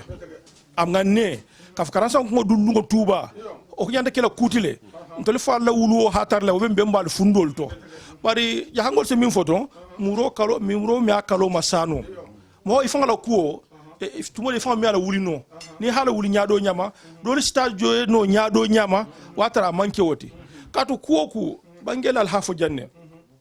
dunia ko événement akala dalil le kan kabiri altala ha kulliyo ke mo sunnoti ko ni dingo sotota alo ko ha kulli kabiri kala sunnoti mo kala sunnoti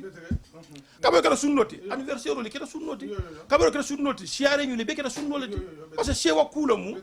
ibo sewol dante kala mo holi karansan ko dun de événement ne ketala kuoto ala e kule kayen min manke fata finiya jabano la ala e kule kala fanan min manke karambangala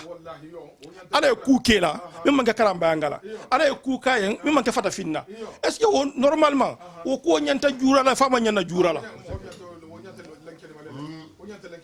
kado karansan ko karamba bon soluto atele mo hoti ina dami muna tuba hasamba wallahi hasamba kasola karamba ya folota tel wallahi akela jonna je mame amanke mola wallahi karansan kungo ya muta jamano minna ya hata mutale asiri mbamba muta ya halfa ya muta ya koda iba muta ya samor turel muta ya ko samano muta karansan kungo to mu fata fingoti ya mim muta i habula hanasin fulo la hadunga dimbal tema hisigije tranquillement o kata dorne Allahu akbar itanya akira dorne shaw siri mbamba habula le bari atuta residence surveiller la njarem amana tuba interdit amale yo kodi atuta la njarem ya tuba interdit amale adingo Muhammad Mustafa ko tuta wole bulu kila tute tema kaka na singolo tuba etanya karansan ko mo ko foloti fata finna ya mim muta ita bula kasola sanji worola bije atama singola ay halibur ko amanku ke ile innocent ha bula ka hanal dimbal tema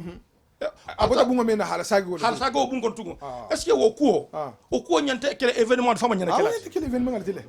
wonyante kele événement ngal modi yo bari niaje mfali makeno e man fa sala soto ala niaje mbembali makeno e man fa sala soto ala mumulu makeno man fa sala soto ala ni altala natan tol dema mfa mimbe khalifa albe minketa alhaji maymuna ibrahimati mo be ni jamani altala mo dunya jam mo bi jam ala da kule kamma moho ala da kule kam ala nyi bigati jamanoti kata be fasa ala soto lale okay non anga ne man trate folo lale ba ala ha nyi nganta ko kata be fasa ala soto lale atena to fasa ala soto ina te siga e ko ibe mbala magal lo nyin e ko mbala mbakela o sa ko bo ko o manya na ko ala ma minke faye amake tatali amake be mbaye ete sele ko bo ko donc wala hasab wala tan ko magallo sew siri mbamba habula luminna anata sitan jarem talibol na talbe tabilu mu autoriser fan ya kontile mo nanga mi nyen talbe to wabole ha calculer mi nyen talbe na ina talbe tumo minna akoy on ko abon solu nin talibol min na daje akoy warangel magal bes bi ako luñi annante mbuñala le ha luñi ha bu afala ha déclare ko warangel magal bes bi wala ke ol to magalo donc fol ñu xama kala sangu fanan wala ba ko bi jaxa nga yanu fe mankanya donc ol keta asababoti donc falu fani burama na do hol mum be ana dingol mum be ko hayta karamba ya bela hayta jaha bela hayta mandim bela hayta fulol bela hayta sosolu bela ko ma kenyin kamma to boku kamma anu ma kenyin kamma fida o fudan fadante karambala fida o bije karasa ngun karamba bon solet ni do da karamba do da karasa ngun anu ma ke siare fadanti nko luminna ala habula akiditala adimba mi keta umar bati ko mi forla al habangeje nyambe atata kamma na tati tuba karasa ko habula tumo minna gouverneur général min tube dakaru a hanyine faye ko a fu dakar bajo ka ha faye ko Sénégal ma fan ka ha jël sa dawda di ay sigije kaso wulo diama dawda di ay sigije toi gouvernement auto marli le fu me bela la Guinée Mali Sénégal auto me marli nga bela a gouvernement tume Dakar la etonya adimba ni mi keta ay bam fati akata kela ako parce que ni o keta kana sangu kafa bulata do be la don te la yo feu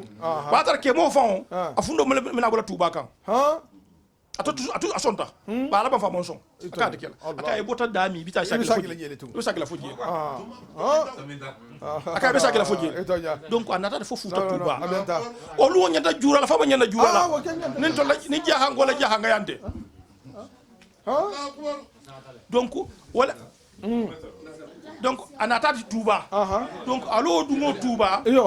wala be yelolu kono abe sarvolu to dingolu to ani mamarngol to fo hana bula bila bi ala ki tala bile ko bu ko tambino alungo koma mo hol nata ala wuli fana min nyanta la wuli la ko ngole expliquer mo holien i halu wonyam ya ha fahamu amanje obligé de mo ho kuna dia go ko be nyanta kala be nyanta hala jele bar ko be nalungo site be dunia dawoda mo nyanta no kafu bile karansa ko dun tatuba ako fa dalilo wulal kam mo be dunia dawoda yalo ka bile karansa ko dun tatuba katu o keta nemalati katu kukile mbe adama di yato baso maningo safi ko boro baso wol sisan bar jata kende ya mesanno karansa ko mu jata kende yalati katu so ndemel le kende ya o karansa ko santa mesoto no ala la sadi mo homa luo le sasa luo mo hose luo le sang ba dimba mi sanno de oto 45 ko mu dimba yalti dimba ya kendolo mu altala sabula mo hola khabilo kono dimba ya kendolo mu altala sabula mo hola khabilo kono adama di mo ho inio dian na fengo ko le sang inio dian na fengo ibolo sanna bada khero mo ka hero sanno oto 45 ko sifal mo hero leti ikata dunia mo holi hero lati ikata nation le hero lati momi nga he comme forlal hafu janyamin momi hanyin dum ala sate kono ako ala fa jahiliya habay ala sate to jahiliya habay nation to ako mo idinke folo nonte idinke fula nyoho I hanati hadi ngakara Allahu akbar yalo konto dia dangal moti katu mo ho on to libi mo ho chama femma bije mbele fele nyinte di mo hakara mo hol beti do beta hake jahilo de tekin tala hakara yo wala momi ngo ngande soto yalo ngande nyima dangal moti oto ni altara hakku ko la min manka nyohonna o nyanta lonnale wallahi ni ala hakku ka en fana min manka nyoho yen o fana nyanta lonnale few o mu ala janso doleti on te bidantide o mu ala janso doleti hatala nemo jansa oto magallo nyi fo nga fo le magallo katu ngata ol fo le bulu wala fo lo hakenya wala hatto ho milla lam fana bolla la kunto imam farasel je donki sala ko tabaski fo tabaski fo ma to hot tabaski munti ol fo kangolo moti ol fo sa ko tabaski bari tuba boli kay tata ye ma fa hame ol fo le lo bakke kay ya ni kalbe mun ko tabaski ya sa fe français le livre de ko tabaski na si la sunga sa ko tabaski comme ça tel to ko be nyami wa sa tel to ho be nyami oto e ko mu minna fo min ngala folo ay to ho milla le fana mbolo fola wala nan fana ko 45 ko la magallo ba ngaje ol fo le folo la wala nan fana ko 45 ko la magallo donc o dingira wala mo hana ho sa ta badi mu me beye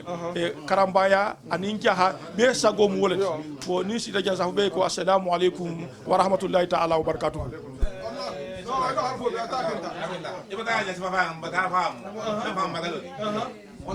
lulu ñoo mo parce que mfatam memba ba so akotati mfatam mali akotati memba kalifa akotati ya sarta nani iyo atam nani wate ate memba kalifa ka nani iyo memba ba so sunga ba so flanyo mfatam madi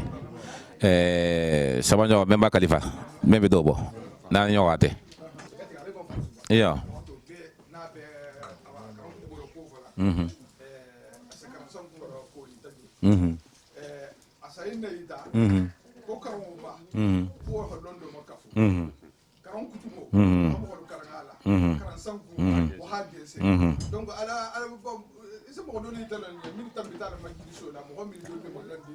yo siatale mel tam tala majiso la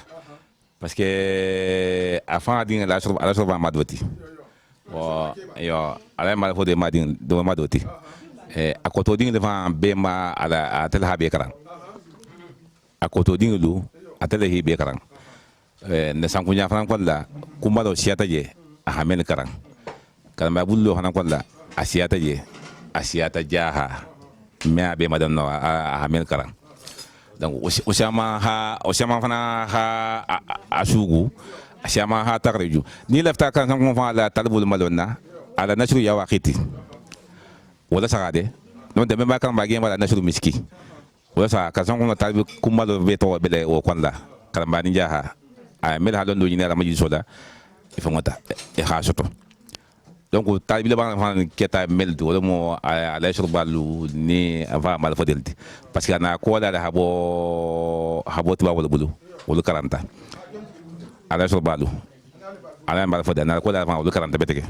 wala ala santan nin killing aho santan nin killing wa fata mbaka wala ke parce que nata fata malta balli asanji killing ke nyonga wo fata ko la ta sanji atishi tagulo na mutagulo ka santa sanji tawo ka guloka donc a hiso be non lo ko mabutukum betege o shaman karanta wala bulla ala mutar ba wal nati bulul da hidu ngabul wal ala mutar wo ba fa bina to amena ata abata sugula no afanye aba asugula le aka konta hi kara hidan jamenna o batadang ila dondo to men sala ci wala mo marbute ko nga tay ni marbubu o da nyon do lu bebe tenne ala ba shin le groupe be bolde ala hasiya betege vatan ba ha bangi ko kitelu ha le tro fan safeno ka san ko la sugula le mais sol le tanga ki ala to se felto wala marbu atonya tra do jese ha ba fa am fil ata do jese aha se fele a talifu men nate abe fele hayatu sey kon la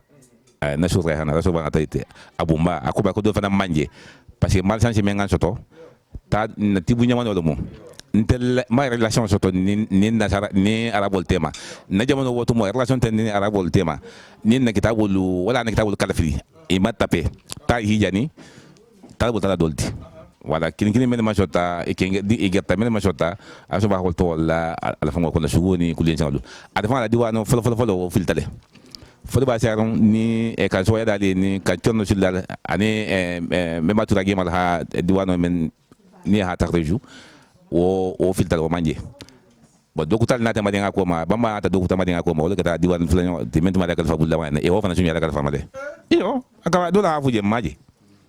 amaje ana ta ma ko banda mo be se wala do ta fo amaje atma ti ko to sa fe ati ko fana man silata la hala sagi wala iyo ya mala con divano kala filta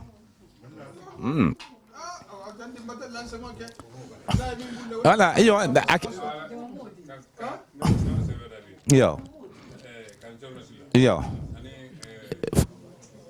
fode basayro iyo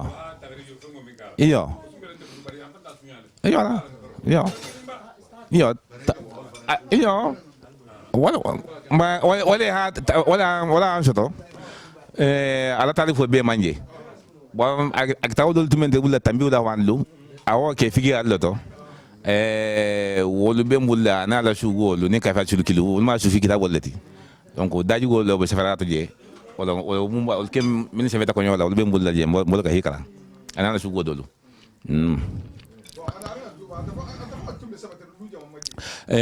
lubama iyo bumba atmiede iyo ata tu menon ne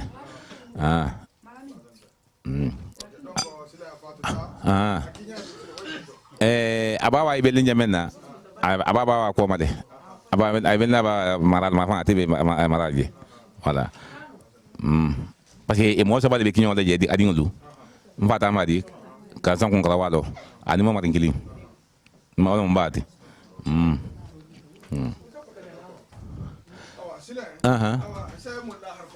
yo nyingem harfo be dua be tantula fen na ha bari mi kasabo hi fan soto anaja khana tara ma be ko tejang afan ko mo na barka mo hajira kala be be bata be bati da bunya sota ko to hata jan ha afriki dingra man to hakilo shite men bi fallillahi man je ben to bula ko to be den ko mo data tala kiti men na la ko to ni tatato alhamdulillah rabbil hadinya hakilo be bari be made be mutakol mati wala ne fana man kiti men na la ko to be dwala fana hamo fen na farasi jang fatala men sa solution ya yen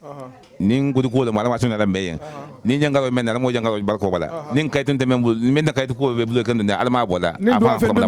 wala nin iyo ni mo ba ko fana mo jango ke mo fe jango mo ba ko na bla da ko do fen ko o mo fe jango be nyato be ko be to jango be nyato ko to ni mo ba ko ise men no isa kele donc mais hataji ndebe hataji ni kudo ma mbonya sefala ni mentata no janga fonin ke do kramba dum ba ja dum ba talibo dum ba ni mentata no mais hataji ni kudo ma je de ma de ma je parce que jama le benala be hataji ni tantama parce que zakuna discours be kala jammenna hata karamba fa ma dabla kan tasimbanga le ni dingulu hanabla makto na ding la na kotolu hana sikan san kon fa ma etaminya e baranya o sifada ba fe ha sifa o tildan do kola adikira tikilindi de mbakele ko be so mamata tikilindi ha fo a kunun tikilindi wonte me wolde be sugandi la tikilindi fula saba kasa nin kasa biya talibe kumala kasa nin kasa shina talibe kumala be hanya sifa antikela lunkilin kutukwa wala ta ni kiso sta koto o be kala tanta men koto o ba ko fana bije ali be micro me hata jini micro men fana ma micro men ni habla tuba be same ni fone ke men so bakali wala marabu ko hormo na barako ala se lo ife dunya jahan al kiyama wala adin ko tolbe wala bije wala musallama Iya. Ya. Insyaallah. Ya, elain tume atume hakilola. Kalau ning kola tani ngami kola ko ma dantikele hadwaye. Kabi ni kola tama. Parce que Ousmani ni fana ma tala so fingal de hadi jahama. Hadi mi sawa kila ma to mi shilmulma. Parce que modi fanna fa yin nale me fa ta jangati. Kata sabuti jahil in kata sabuti le jahiliya fa jahiliya sile sata adoyata parce que mod karanta asabulale mod le ma sibulala wakiliya mod karanta halonnal interview hi mayininka jamme mi nyakene mo wol ma igi tulo bun kon le hala me haja ya mata mo ata karanje Ousmane wakele Ousmane bara de bu wala Ousmane hadu makaf banyinken ba jim hol min de atalaya be douala le fatale mesa a jogo bumba ba fato khati fa ci maya parce que mbebe mo mbebe na fa kan al doya ala ci maya la ani jate kenda voilà aje kan do pilaci de latin aje kala walo pilaci la am je kan san ko men fa mate amon ke mo bawlu sanum tabulu ko din tabulu ba fe babulu men ngal sanon ko to lo londoti ala la babulu a hola jensen Ousmane fa na be ala kan ha jensen ta bi ya men fa de misale ni ngami ko la be douala ene atau abang solo handi wala musalla mala wala mo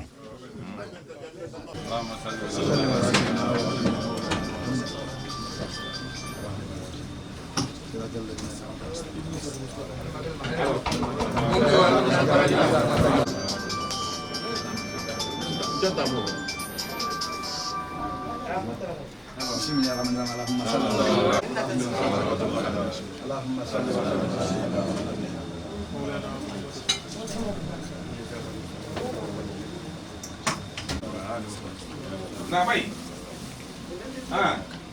Apa benar? Asli dia mana? Nanti ya.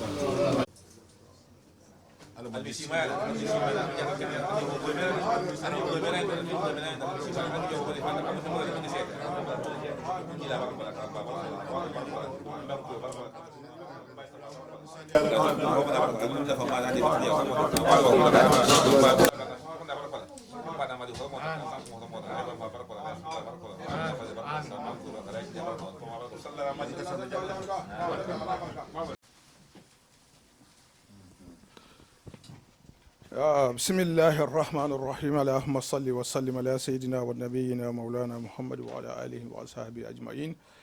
بارغالو حال كونتون تيلو انتبارني يا كنترول مسلمي يا كنترول حافالين السلام عليكم ورحمه الله وبركاته كنترول كولا بي ني ديمبا لبي خلار لندينغرا كيلين نام نيوخولو كومي نياجي لا نيامين نتان بينغ سلماتو اوا انال جمالو amantambe safa ko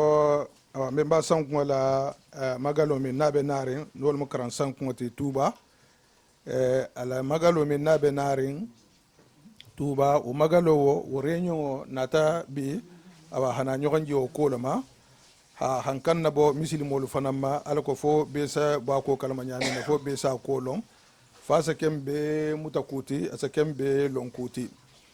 awa magalo nyin abe kela tuba le 7 mars 2021 nyin karo min jelo la karkuto min jelo la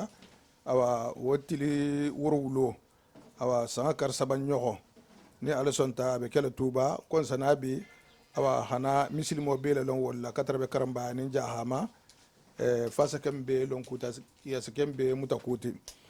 awa kelu wol bata kura ila harfo la comme aljana la me nyamin nate wata harf kende siaman yita ya sia awa comme aljana nyamin na harf kende siaman bata ita bare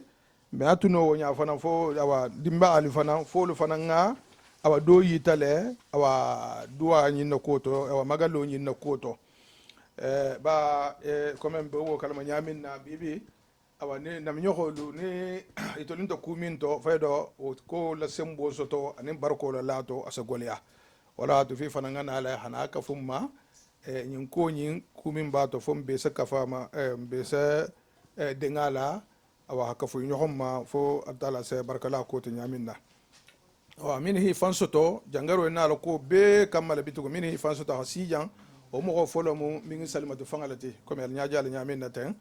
awa ke mogo min fanga nala ko mutarin o mamarin ale matati o dinke awa karamba kutubo be hamilla ni sa fama ko awo awa wala dimmu awa ata mbingi salmatente ke mogo dingala mo awa karamba kutubo wote awa no botaje o nande mariama grasi o fana ko sijan hanalu konton awa hanatare nyogonje nyinto halalo nyina hafo ko magalo be mbulula le 7 mars 2021 en Touba awa alko fasa kem be lon kuti asa kem be muta kuti no botaje mbar muso tate fanam bijan awa tate baji do sa ko tate jabi wo fanam bijan ko hasiya hanalu konton awa ata fanam mu ke mo yi mamari ngalati awa di musu mamari ngal matati fanam ko hasiya hanalu konton awa hanatare awa réunion into fasa kem be lon kuti asa kem be muta kuti alko fo barko sala ko to nyaminna awa no botaje mbar muso fanam bijang hambi wo fanam mu ke mu ko yi ma mamar nga dolati awa di musu mamar nga dole din ke mamar nga dole ma fanante no le mo haja tate CCT awa albe hammi malon hambi hasijan ko halu konton awa anatre réunion ento ala ko fo be sabakal ma nyaminda no botaje hambe amamar ko tan fanam bele jantugu awa no le mo awa mbenge awa na fatu fo fanate afana ko hasijan hanalu konton awa hana alla long awa be magalo en kola membe kala tuba le 7 mars 2021 no botaje mbar musu ko tan fana bijan be mo ke mo gol mamar ngalati ni sa fama ko awa na mariama danso afana ko hasijan hanalu konton awa hana alla lo réunion en kola abe kala tuba le 7 mars 2021 no botaje fatmata fo fana o fana bijan hambe ata ku kilinga la mo ko hasijan hanalu konton awa hana misilmo lon awa magalo en kola membe kala tuba fasikem be lon kote asakem be muta kote no boteje hambe mbar mo ko tan fanan biya no la mo awa fanta kamarati o fana ko hasijan hanalu konton awa hana tere réunion en to alko fasikem be lon kote asakem be muta kote awa be janana hana tere awa minna drapeau kotola awa min mun jatigo fangati wala mo haja nami dan sorti awa ta karambala dimbaya fatu karambala la ya ala dimbaya nami dan so min be Paris 17e ko di 18e voilà jamu 19e voilà jamu 19e la te 19e dingra kende balo mu jante sabe ni beta mile jam fanga dala se hafo ko janga fanga bija foni hafo yende non tan dum malo fe hafo ki bija dingra kende dingra malon dimba boulevard ni koto itol jo dingra la to ten awa canal sendeni arela halu konton hasage halu konton hambe be jatale drapeau ko dole jam ko hasijan hanalu konton awa hanatare réunion into ke mo bani ni safa ko 45 ko ni safa ko marabu awa min keta awa jaha ni karamba jigoti karmo ko ba fangate wala magalo mi na naran tuba ko hana wala bunyala si muslimo be le kaframa awa na alhanjabi wala mun je ko to ala sagwa ne sagwa wala musalamu mabare yo hambe mbe kumodi la kumatigol mambe harfo dila mbingi salmatu ma satra hambe asado ita jamaa yen duwa min nabe narenten na famin bala awani hera min bato awa ani awa kumin ba koto surtout dimba el ma fangala duwa fen ko ma fangala hafo dingral muyinti ni mo ha bulbula koto awa hammeni hajo min nabi tigila awa altala sa hadi ali altala wa hajo jar safa aliyan ko assalamu alaikum wa rahmatullahi wa barakatuh bismillah salam assalamualaikum rahmatullahi taala wa barakatuh. Wa alaikum salam. Yo ntandinne mo hajigi wurayna khamisiri mo be konto jahanin karambaya. Haja salamatu awoya o mansi presentation to faydo be ken ngallonne. Awa wurayna maden tajang khairato ala munjin senna khairato. Amin. Min na ta bu province la khana tra ke mo wala kunyanto ala munyin masago kiliya khamo jaro ke mbere den dingi. Xana ke mo la magalo batasi magalo ni talibo le xala wuli xana bu ñadan tege kar mo wuli min na to réunion ki jambi me yen sen jam fon fanan kan nabo ja ngolu ma karambani jaga anim bari nga to malu kan nabo folo folo xajam balu ntata le mu abija ndo gundo babu jan karamadu gundo sendeni barni haje e manna nare situation Kenya anin jebulu mi ma pare jambite haja halmatu abijan ale sida den halmatu o fana abu nyaale siti be male haja nene balu be abu nyafoti be ne haja jamba abu nyafoti ne hara i mankende bara abu nyafoti be ne awa mo honta abu nyamam fo minni anin na dimbalu fangalu haja habi abu nyafo taye ya abu nyafo tiye ami bakaramba na dokolo abu nyafo ti be barat jangar ko innamo bari mariama grasi ale mutalla mariama wa khafan sotola khananare wori jenda feja na dimbalu to abu nyafo tambita musul be e bela khara khara bu nyabo woleto magalo ni konta fili na ben na jambi wala mu din koti ahadi alaye mi hira darso bulayin to konta filo min bila ala nin ke mo ko en fan hormo na barako a konta filo en sejara ana dimba na mamari mbal hormo to ana fañi ma hormo na barako to ana ta fanga to lata min no hormo na barako to konta filo en be sejara bulu kola na control be sila jahabe kundama jahabe kunda parce que moro fangal nena xayam bange nyaala kam ba ko tugo ala man ne man khafar ke lay ako ko kuma ni ba fola e mantulun jahabulu la ki buru yo botan ne donc na kila be sila jahabe kunda ngulu makke ni musube la xere bu nyaabe into ma keno mi to ko fato bele la xere bu nyaabe into katra man ne de ñogol ma nol mu fofana ku ndang boluti ul bele xere bu nyaabe je ani minte kundalu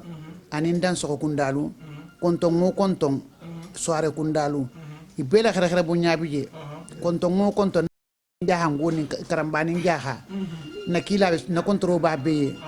katra man na sun lamini angulu ma bala mini angulu ila xere bo leto kan sanku wala magalo le 7 avril et le 7 mars nadiata alay wala motuba khalasi bema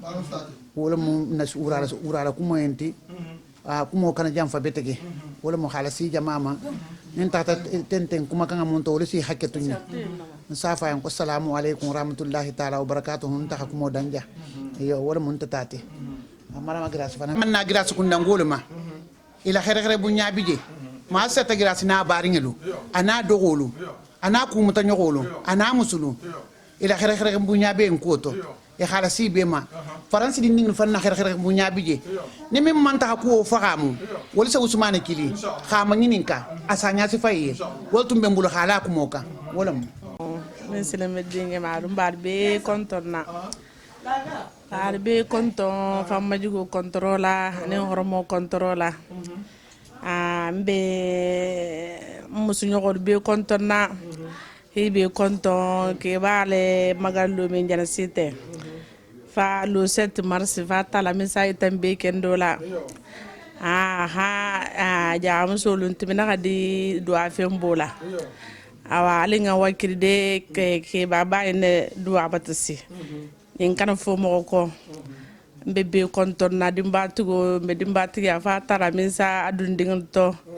andingal be matili nya helo sila skendo ka saba nyuma bula manki saba jangma moro ne magalu ni minga do afem bulento sigi ha ko molo sa na son ta se kembe ha jaroti albe konto albe ha bunyal salbe ma hanna france de ningal fana hibe konto ko moro do abatasi sa be mako garam marabu ala do abatasi fen de ne se da sikilinga bulato albe ha bulato france de musun ningal adinga lo abe alisaje internet la alisaje bibliothèque la wala wala do abajana site ni minga men sote ha bulato mbe alay fan kontona alay brama mbe tanke fan ba kontona ate ha konton bunyanu nguli a controla anen fan majugo controla alama amela jamanya tasima bade amani jati kende anya mi ato nanim fa hormoto nasutugo hormoto bimbaji ma hormoto karamo ba hormoto arama morfo nanim baba jami hormoni barakoto alamu anyim ma bo kula herato hata bram fa sima ha jato kende wa worutum mono bayda atajota alamu ako damu takuta alama bokulala alamu nyima sago le tegalama alamu ako mo kelanya sima yani njate kendeat alla kila horomoto alquranu jiginyala makka ni madina horomola mbodula senin fulo horomola nasutugo sawante horomona barako nanim fa horomoto jomba barakola allahumma salli faydo mo kusan camera ko mala bare tunga dua merci nte ayata te sise alay babra mata jandinga buke alay karamba dingo nta kuma wala jamfa ala bari nga min janna ke ba lamba balu karan san kun ko abunya ti male adiati yenne beteke nta fanga na dinna bango be tokolara telela ni gaje kabin nga ko me nyamina ko fo nga tarato ni gaje nga ko me nyamina ko nyinken ko betar la intole ko betar ko parce que mbaba lu nyin karan san kun ko bunya ti mala gadiye donc umbe douala fentambul mbe min dila bar ni ala sonta nzanga neto itam marige ako wala ma damu tala khairato ha bo ko ala khairato marige kila hormona barakol min keta ko sabuti ala musabu ma bulala bema ala be xam mo jarala min bebe tarala ko to e ga fo e ma fo marigi ala mi tigol xam mo jarala sabu ma bulala bema an kisi gandiya kurngoma ko min jabulari tan gandiya min jabulari ha mata kam bela min gandiya tato ala mi kende ala min man gandiya ala mi kisilama dol fanan be silo ta ta lagine ala musulo sona ya lanye ni ala sonta nsa jabiro ke atala joti abunya tamma betake mbata sewa sewa ko moni alama kele be simal ngata kende ati ko inna kenna bu kono ama so karansan ko mo maringa lolu be mbulu ama maringa ke ma dinke sababe mbulu di musufula ako bunya tamma sewa ma dangalo awata damuta alamu fanga dilama men gala wuli alamu senin kenda dilima alama ko bola ghairo kono kila hormona barakoto bilumba na duwa jabo hormoto arwano jinya hormona barakoto makani madina hormoto farla sarlulo hormoto nasuti go hormoto alamma sall rasuli kuma tente en halaka hara ko min birin kunu na bulabi ma ko ben na bon kono janne o mu khaira balati o mu kunna dia balati o sewo kamala metuno funga danya fulu info wulu mala sanu sa wal sagu ana bula mbembala saruto am faram potatato ngala bul min mal mun na toti malato alama kala ne kay jaru ni xamé jaroti alama ko se mbodi lam mari asima na jata kende alama di lam alama itala kendo la ane mo sa mari ake mo kinyan kay jaroti xamé jaroti sima ba jata kende alama te lam mari kila hormo na barku jangaro mi na fi fi na dunya ko ta mari alama ta kala ni lam ta jamina kila hormo to na ni fa horom bo la sen horom na sutugo horom jomba horom ala marbi sallallahu وحمد الفاتحة تايفانية آمين يا رب آمين